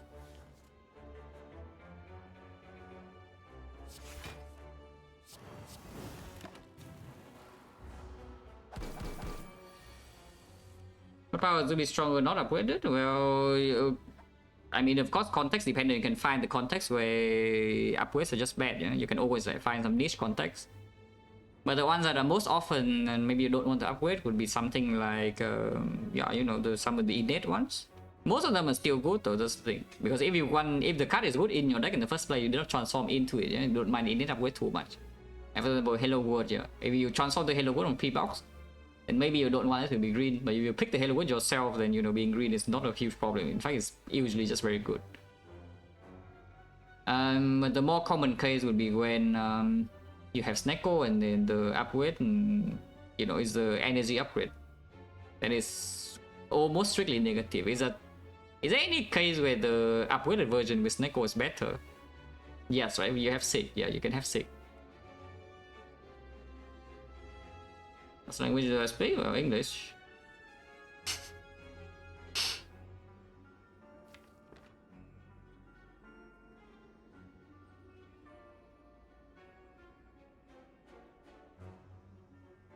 Japanese? No Japanese. But actually though, like, my Japanese is in a very weird place, yeah? Yeah, I would say my knowledge of Japanese is in a very weird place. Is that if I read the text, I can understand, and if I listen, I usually can understand. But for me to write and talk is a lot more difficult.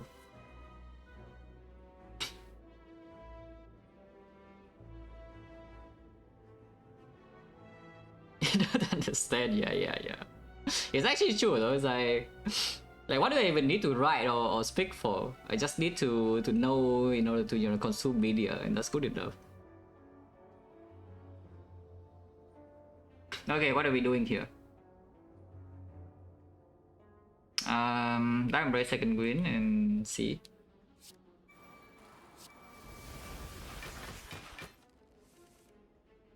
I mean, it's still vulnerable, fully debuff. Yeah. Watch again. Is this dead? He's trying to Fiendfire. Fiendfire would be 24 times 1, 2, 3, 4, 5, 6. That's 144. 144 plus this is 190. 200 actually. 200 seems that it's dead.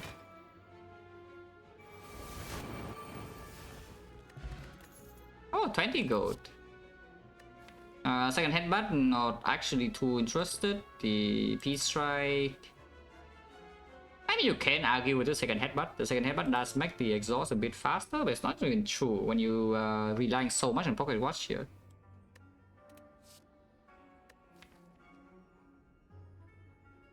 Second headbutt just prevents some horrible draw orders because it creates new ones.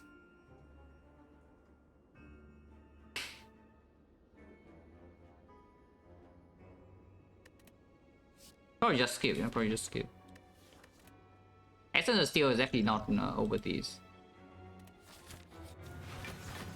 So we have Anchor and Red Mask. I think I will take this 11. No? We have Reaper and then I kind of need the strength to come down, otherwise like, next time we have issues. Yeah. The Reaper.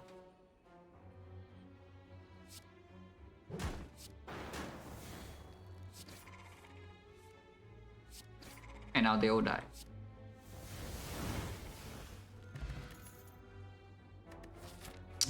To with minus, it will be minus, so no interest. The Sword Boomerang is back and it is considerable. Yeah, the Sword Boomerang is back and now it is considerable because of plan against the heart is actually still... The block is not sustainable, yeah? We do not have a way to sustain a block against the heart, so it needs to die in... Yeah, like 2 cycles. On turn 8, basically. Ideally, it dies on turn 8. Because the deck doesn't have Fear No Pain, so and no disarm, so like blocking when beat of death is 3 is already very, very difficult.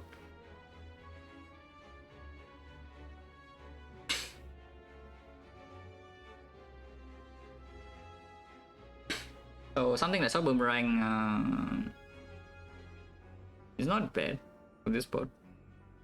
Considering that from Power Potion we can also get like a lot more strength, and we already have a lot of strength. We have like what, plus 9 strength in the deck here, like Inflame and 2 spot weakness, and we have the Vajra.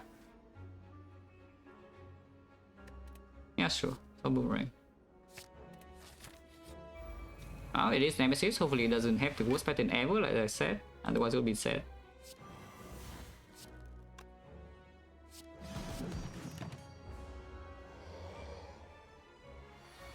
Okay, not the worst pattern ever. Oh, thinking ahead, yeah. Like some people trash talk this card, but like, look at this. Yeah, look at this. It's just that next turn because I have thinking ahead. Boom, boom. I die. Okay, good. Wow. Oh, thank you, Black Star. Amazing. Ah, okay. Black Star didn't actually do much of anything, yeah, but the card reward is good enough. Westone, it doesn't upgrade Strike, so yeah, I could upgrade Pommel. Upgrade Pommel is good. Upgrade Bash is okay. Not that good, but Shockwave is green already. Upgrade Boomerang is actually good, so this Westone could do something. 9 gold. That's fine, that's fine. That's fine.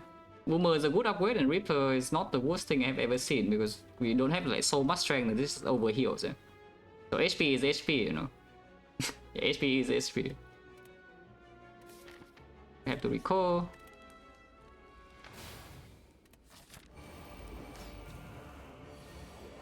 Okay, spawn on turn 1 is really good. Shane. Breaking Pocket Watch this turn probably is good.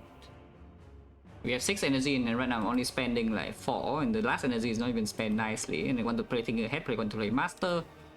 It's kind of like we borrow the Pocket Watch, you know, it's like I do 3 draws and right now to lose 3 draws next turn.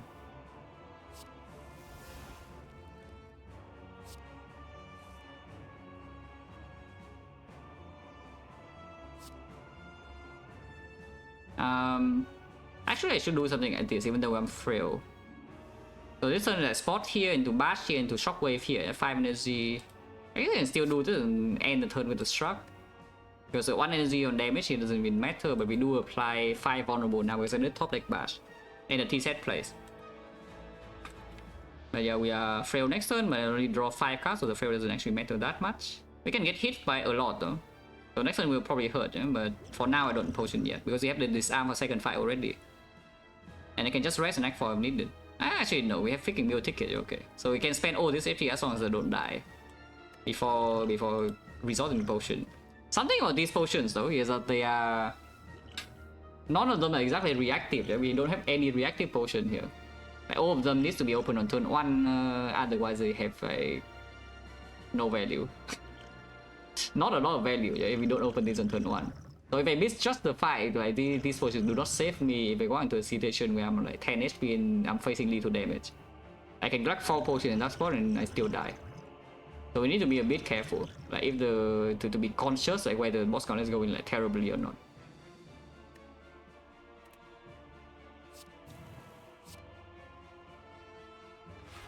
But yeah, mash into shockwave, and yeah, red mask doing great. It's only now we apply 5 vulnerable.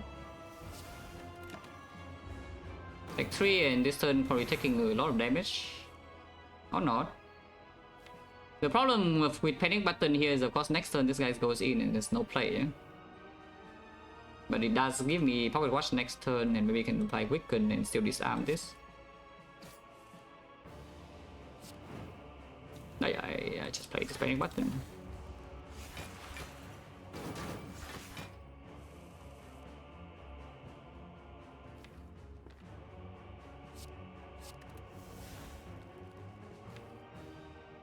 Okay, next turn we can go off. Take 30 here is like, okay. The Reaper can land later. We draw 9 cards here.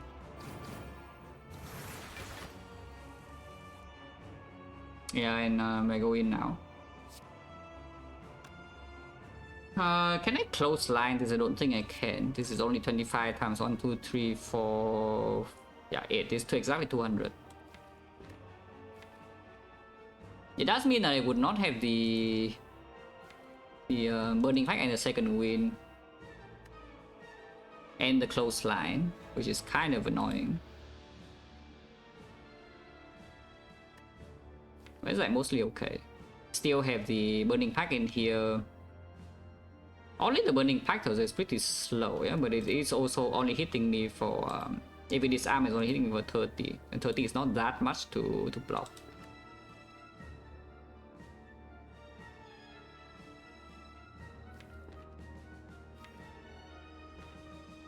You can also just second wind first and then feed fire, but then it's not even dead.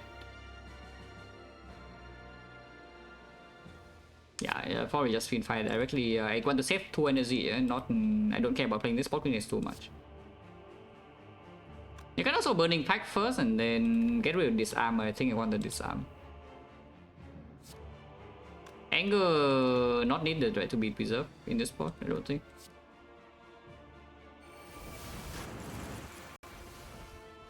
Oh, damage it cost me 1 energy this turn. It's not as simple as that, yeah? Because there are certain things that I actually need to play when I draw into them, like for example like this. And we have another spot in the steel.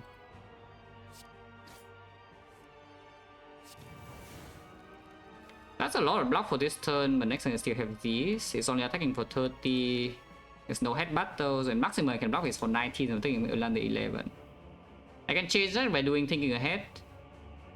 Or no block card.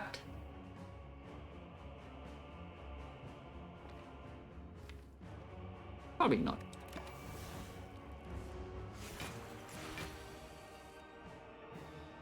Okay, bottom decking both the burning pack and the struck, yeah, that's pretty unpleasant.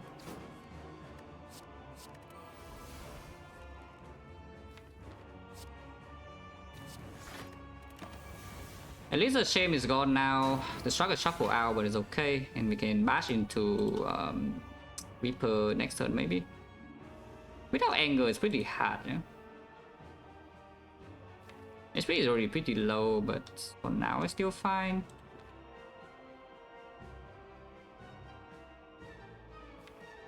Yeah, this vulnerable will never work on the Reaper, because next turn it just gains a lot of plated and I need to block it too, so this Reaper will never land.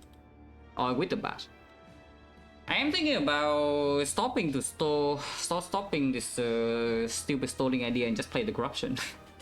Which is probably what I should do. I should just play the corruption, you know, we get 4 more strength and then Reaper for, you know, 15 strength, that's good enough. You know, it's for 20 HP, maybe I guess 30 with the bash.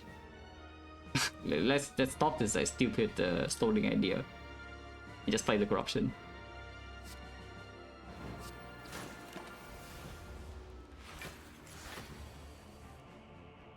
Yeah, this turn can break pocket watch, but we can block.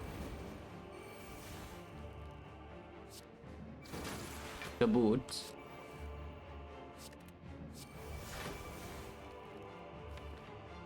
Choice sucks. But yeah, land spot quickness, and now you can Reaper immediately if you want to, or you can wait for the bash. Because next time you can do bash into Reaper in the turn afterwards, you can still block one time.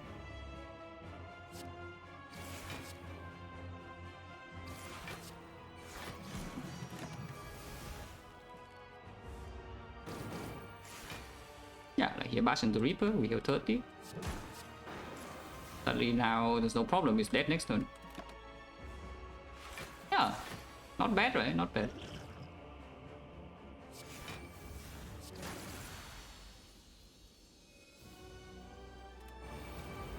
The second one, no idea whether it's easy or harder, but you know, it's the fight. In this, at least the spot units will never miss. Against time hitter, the spot can just randomly miss in your set. Corruption definitely is not play early here. Unless you tell me it's actually time to just pop the things and go off, and we have enough damage. Because there are 2 approaches. Yeah? The approach number 1 is simply we just delay corruption in the second deck cycle. I mean, okay, there's another approach. So the crazy approach is that you just never play corruption, you exhaust down to like shock with a disarm, and then you just hold this forever, and then eventually it dies. The approach number 2 is that you slam these 2 powers immediately and just go off. And you say that your damage output is enough because spot wound is always land, so you have like 8 strength with the inflame, maybe 10 strength, and then 10 strength with vulnerable, maybe it's doing something. And the last approach, which is probably what I'm doing, is that we just don't play corruption first cycle here, but we will play second cycle. So I land my spot units twice. Yeah, I land these spot units twice, and we have like around 18 strength or so. And then I can, whatever HP I missed in the first few turns because I don't play corruption, I can fill back with Reaper. Which is probably what I do. We just play something like Shock, Dark Embrace, Shockwave in some order here. Shock first, if I draw into spot units, we might not even play the Dark Embrace. Okay. I don't want to miss spot units right now, yeah? Or the disarm, so we Shockwave first and then Dark Embrace after.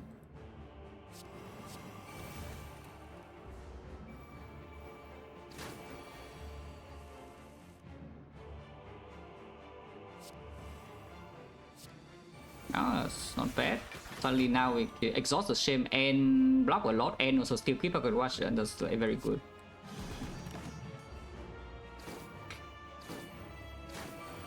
This one is going in. We have the disarm. You can do Giga Spot right now, and I kind of feel like doing Giga Spot. You know.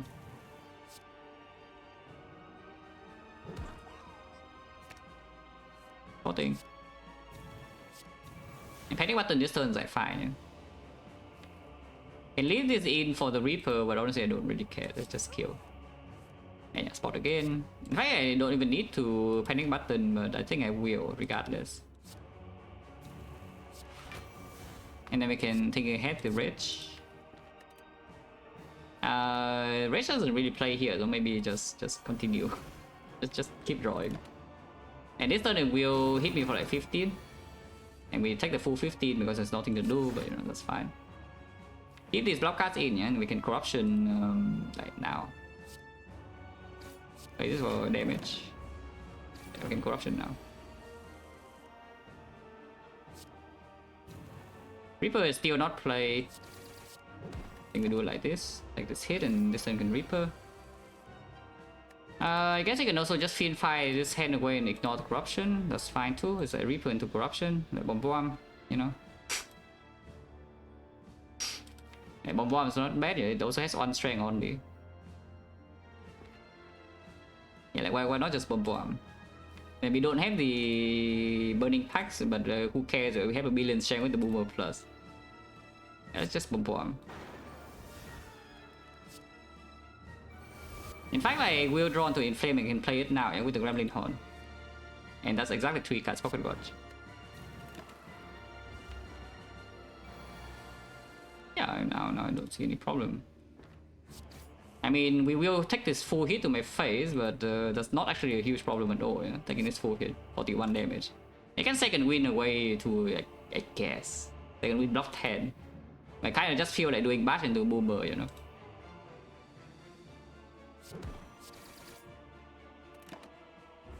And then we have full heal Multi Kit, yeah? So there's no problem here. This turn it should die. Yeah, it's just that. Okay, no problem. No potion use. Full HP.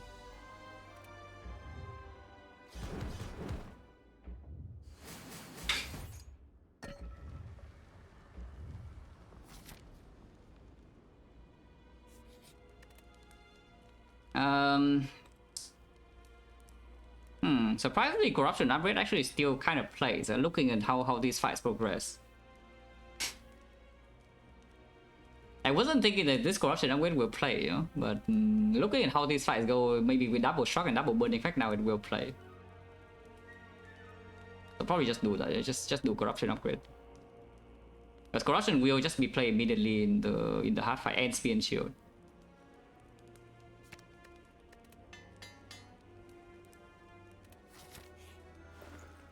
Brimstone, yeah, that's definitely what we're doing. Yeah, with Courier, but this shockwave sucks. Yeah, with Courier, but this shockwave just kind of sucks. I was like, what on earth do I even buy?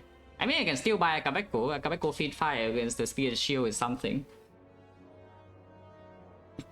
You can also take the purity. Yeah, dropkick purity in the shop, yes. Then we can just do some resting into, you know, Bomb Infinite. Remove shame will happen, but of course you don't do that first because of the Courier, yeah? It's just that these potions are also not exactly the greatest potions of all time. We don't have Pantograph, so I am slightly worried about Spear and Shield, yeah? We cannot take too much damage in that fight. Because I mean, you can see against Awakened one end of the deck guy, we still take quite a lot of damage front loaded. Yeah, we still take quite a lot of damage front loaded in those fights. So it's pretty worrying, but I don't have any way to really eliminate the risk here because we don't have a consistency potion. And these are not consistency potions either. I don't think we should take something like this as a brick and spear and shield. I mean, it's not actually a brick because turn 1 shockwave will land, so it is 5 on. But I would probably just take Pocket Watch for most turns in that fight, yeah.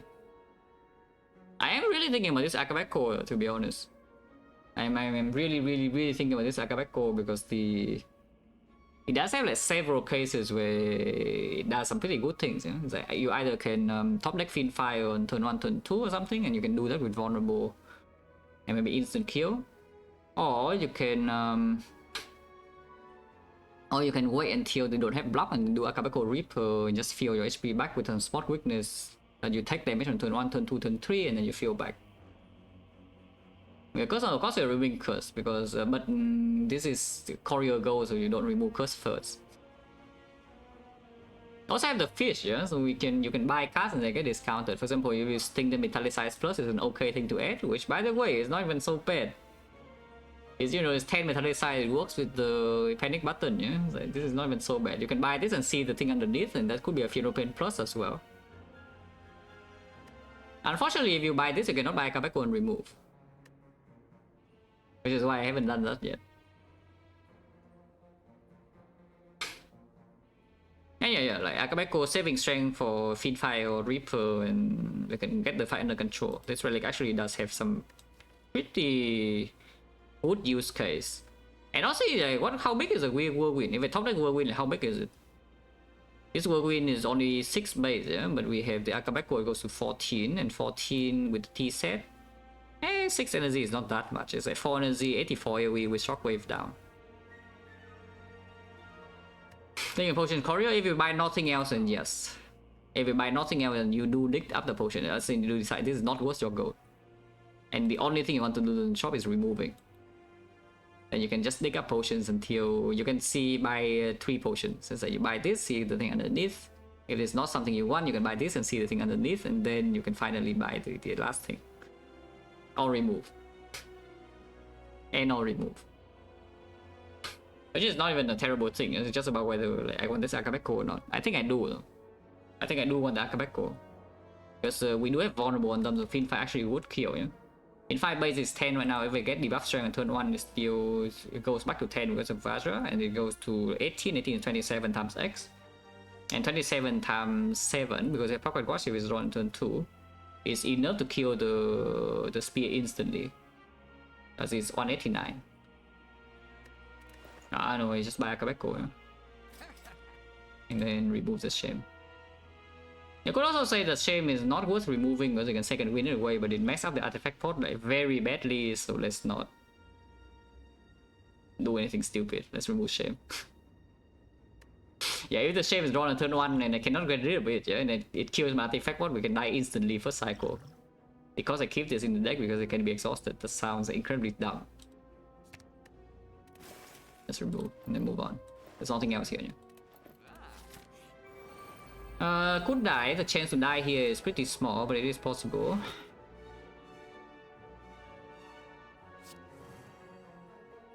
That's not very good.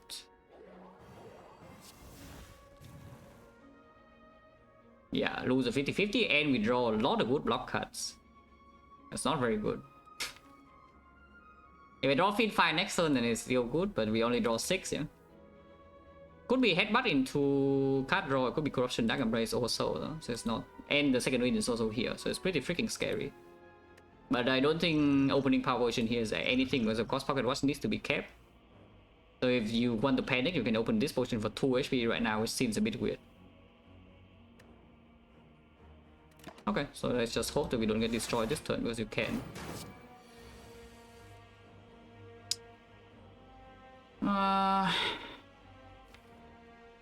Not playing Corruption, yeah?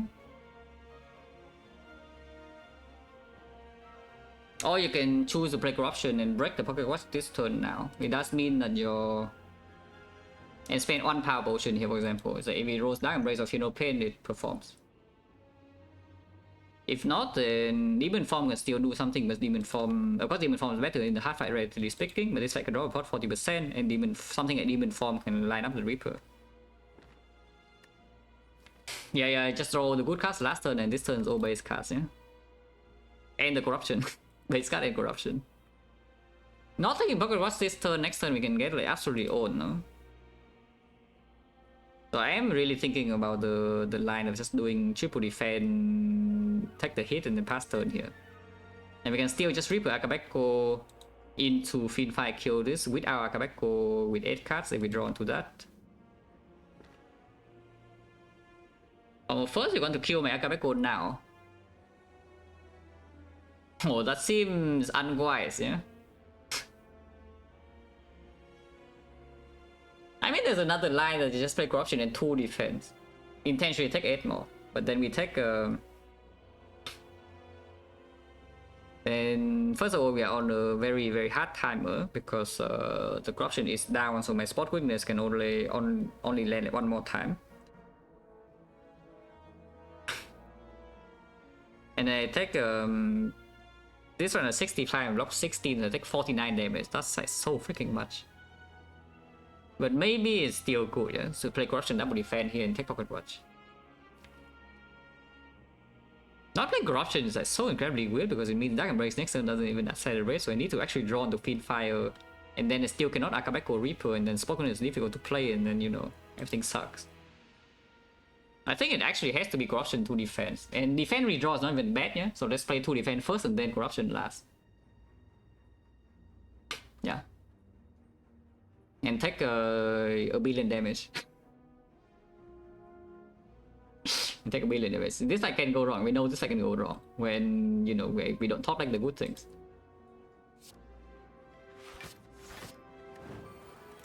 Ow. And -1 strength as well. That's Reaper HP. Okay, Reaper is here. So you can still do that. This turn we absolutely will break Akbeko. Unfortunately, we lose another 50-50, yeah? So that's already a 25% chance low roll with attack pattern alone. Draw order is not good so far, so like this is a pretty annoying thing that's happening right now.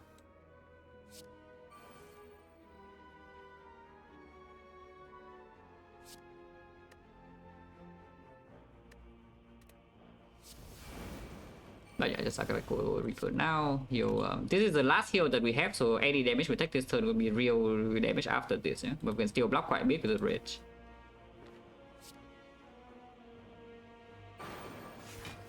Yeah, full HP. You can close line, turn close line box 10, so you just accept that you get owned. I guess that then I should have put the pommel on top.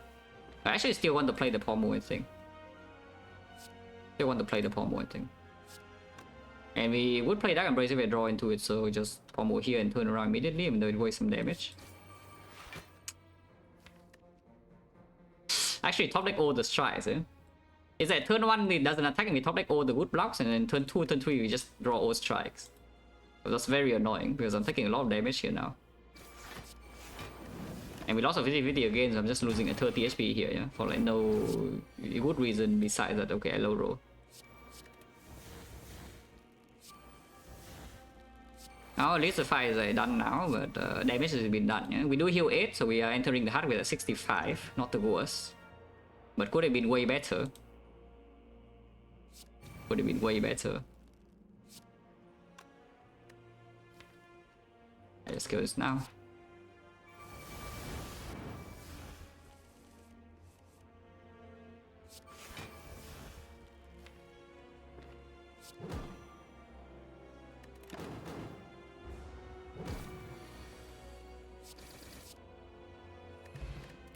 Calipers, well, would play if we have these. If these are doing something. Now complete garbage cards. Oh, Calipers.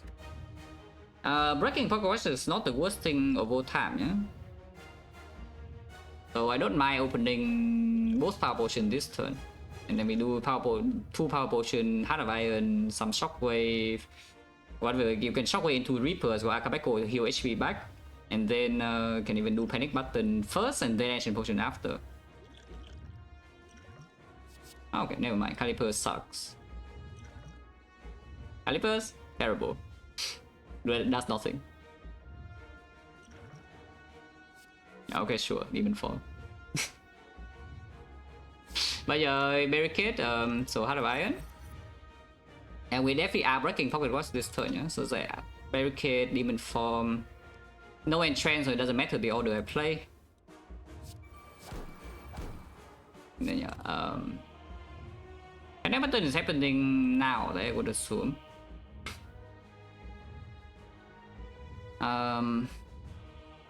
This is only 4 energies. I could play Pommel after, but I think I want to do something like this.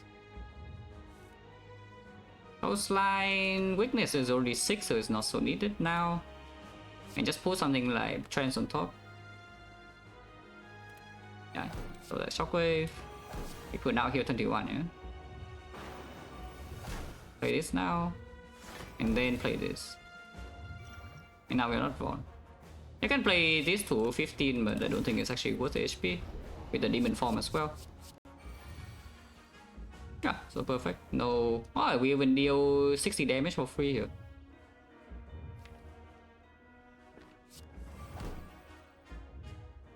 Pocket Watch, play Barrier is a good redraw, so I just do Barrier Corruption. You can also get rid of status, but I think I want to play Barrier for 60 damage. So just play, yeah, Barrier Corruption in that order. And Pocket Watch again. Yeah, Heart of Iron is going in.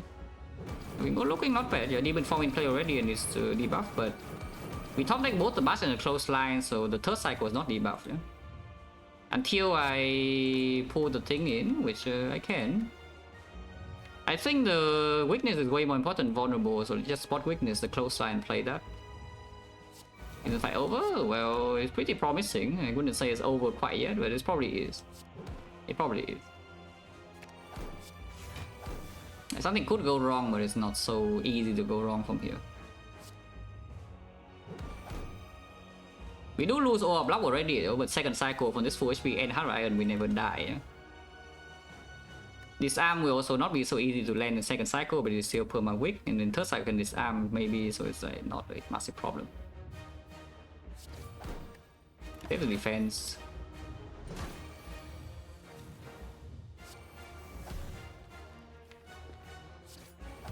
Okay, if I do not draw Dark Embrace or something and just fiend fight this whole hand, yeah, it's all bad. Of course I can Unseizing Taunt to Dark Embrace, but that doesn't really matter too much, even if I miss Dark Embrace here.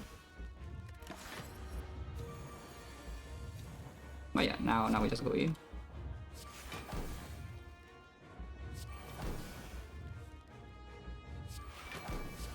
Yeah, it's already like kind of done for. It can never kill me this cycle, and we have more than enough damage to win the fight already.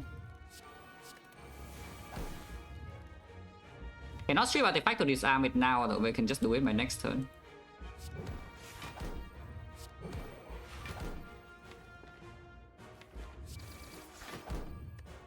And we easily max out. Invulnerable is running out now, but nobody cares because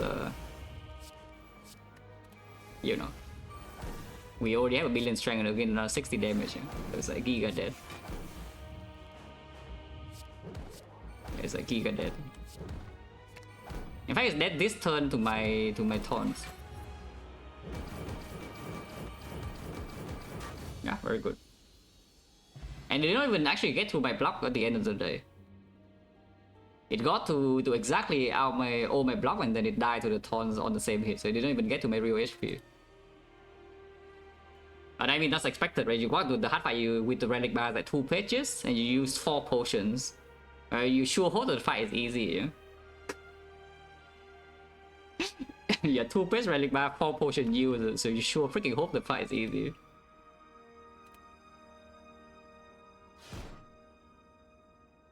So yeah, go for max HP wins the game, by the way. And yeah, Black Star, yeah, Black Star. Compared to the garbage bell, you know. I mean, the bell is not garbage, it would have given Pocket Watch. But like, why? Right? You can get away with the Black Star, then why even do the bell?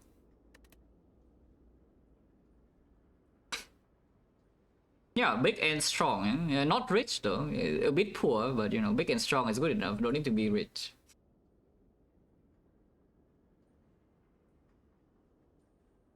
The option was it? No, second back is the end of Act 2. So where's yeah, tiny house. How many runs? I don't know. God forbid, have been playing a lot of silent off stream since yesterday, yeah? So you know, I just kind of want to go back and play more silent off stream. So is this Giga short stream, the shortest stream in a month and a half, or do I keep going? Before that, I can open the bell. I think it's actually Gremlin Horn, right? Yeah, it is. That's really funny. That's really funny because the relic next in the queue is the bottle lightning, yeah? So it cannot show up here. And it goes back to the end of the queue, but the end of the queue is the bottle flame. And bottle flame cannot show up also. So it goes up, it goes reverse.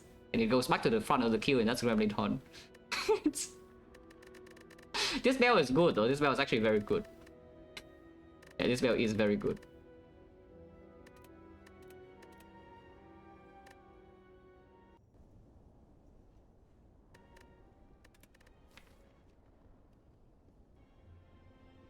Is there anything else this run? You know, just take the thing in here and just run in. Yeah. Max aggressive path, no shop, all 5 2 elites. And burning, yeah? We also kill the burning elite here. So this is the highest value path possible in Act 1. Yeah, there's no other path more aggressive than this, yeah. And there's no problem. The rest ones here to save the potion to Act 2, which is the rest SV is needed here. So we achieve what I want, yeah. Resting to preserve the pot. And then the pot in early Act 2 plays, yeah. Attack pot in here very important. There's a billion HP, and then the fear pot didn't actually do anything, and then we discarded the fear pot at some point. You know, it's fine. It could have done something. Yeah, I refill attack pod, buy bag of prep, buy sweet pot for the fiend fire, and then we just use resource here. Turn 1 fiend fire with the bag of prep, deals a lot of damage. And just trade HP, and now yeah, just see like Black Star pay off. And then of course eventually when the black star will like strong enough to not have to spend resources in these fights anymore. Yeah, like start of the act 2 you spend a lot of HP and potions on these fights and you get stronger with the black star very quickly. So now the resource you spend is like less and less and less. What is my opinion on that, man? I can show you.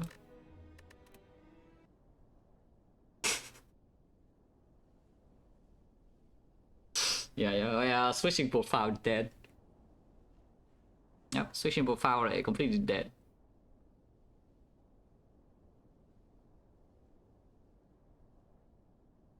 Yeah, again, Spy 2 will fix this, guys. Spy 2 will fix this. Do not worry.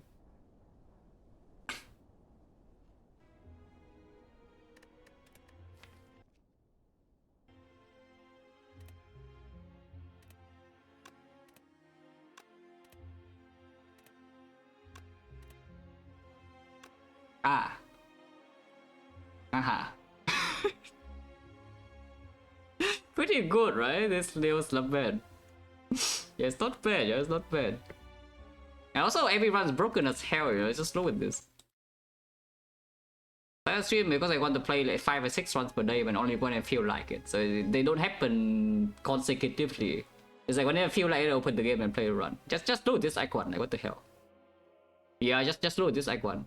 And you're telling me that Lament is weak because your icon looks like this. Yeah, they eventually like you're dead.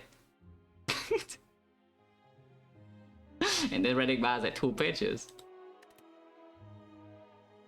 A lot of these are infinite though. I would say out of these, I think out of these 8 runs there are like 5 that are infinite. Yeah, 5 of these Lament runs are just infinite. It's like pretty easy to force infinite, to be perfectly honest. If you see some of the pieces in the early game, you can just pick them, you know, because there's no fear in the first few floors. Also, look this. Yeah, the Giga question mark snipe. It's like exactly what people do, you know. They take the snipe. Yeah, they take the snipe and then just go into 4 question mark spot. Yeah, I do the same and I win. Infinite Market, nah, that's a lot of that is for a lot of that is because of the Lament. Like the Neos Lament, I just pick the prepare floor 1, you know, I don't even care like what is coming. Prepare floor 1, you eat my deck, I don't care about the attacks. Yeah, you deck a throw or you be peace tab or you whatever, it doesn't matter. Prepare in my deck. And then you go infinite.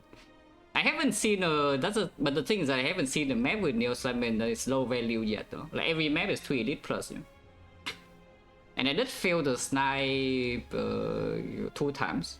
One of them there's not even a snipe possible. When one of them the snipe failed. But the map is still high value, so I can just go and buy potion and have a good position. I haven't seen a map that is low value yet, so who knows. That is probably when the Lament would be bad. It's of course it's a common sense. You take the elite 9, the map has 2 elites, and now your new bonus is freaking nothing. So I will have to see until I actually see those maps. But for now, it seems like picking like the greediest things possible into going max elite is just working. Exhaust? Nah, you don't exhaust anything on Silent, you just play count combos. Take the bell, yes, the bell was Gremlin Horn. So it was actually the thing that we see 2 bottles. Yeah, we see 2 bottles as uncommon relic from front and back, so it just ping pongs the way back to the Gremlin Horn. So the bell is a more bang pocket boss Gremlin Horn. It's a pretty good bell. You mean truly infinite? Time meter? No, if you die the time meter when you have the infinite on Silent or pseudo infinite, yeah, it means that you don't have damage. So just add more damage, you know. So you add one more Eviscerate or Sneaky Strike, you brick a little bit more often in some turns. Your turn instead of going like 100 cards, you play 50 cards. Yeah, but then your damage is like tripled. And time meter dies, and then you win easily. Just like add one more brick, you don't deal damage. If you need damage, just add more. That's just the main thing about Silent Infinite. Silent Infinite is actually very easy to force. And the only thing you need to think about is that, okay, well, how much damage does my deck have? It doesn't even matter how much garbage you add, yeah, as long as you see some cards. You can add like quite a few garbage and then it doesn't matter, you know, the bricks in early game, 1, 2, 3, who cares? You draw 2 of them. The only thing you need to care about is that, okay, can I do damage in Act 2? If you can, then stop adding cards. And then can you kill time eater with the damage that you have? If you can, yeah, store in cards. If you cannot kill the time eater or the chosen on the stack go, then okay, add more damage. That is it. It's actually very simple, like Silent Infinite.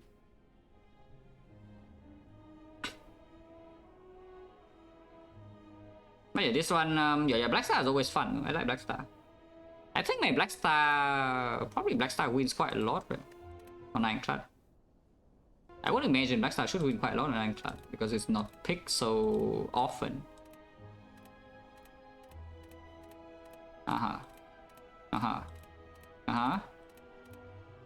That's not even Ironclad, but you know, just old characters, and it doesn't look like it loses. Interesting. Broken relic. Okay, when was the last time it lost? Wait, what the? Ah, okay. Who's the thing? Oh, Silent. Oh yeah, of course, Silent. Yeah, terrible character. Worst character in the game. Yeah, by far. Look at this. Like, what the hell? Every other character, you know, just wins easily, and of course it's a Silent. You know?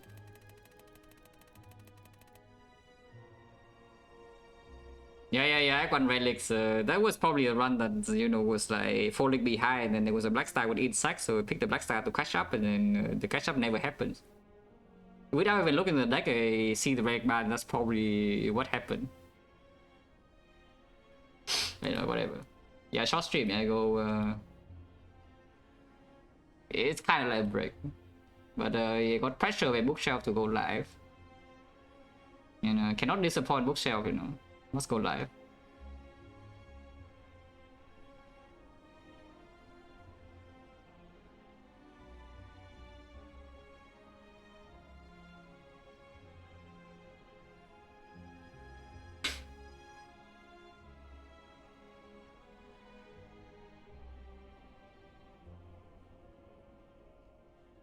But yeah, thanks for watching, guys, as always, and see you.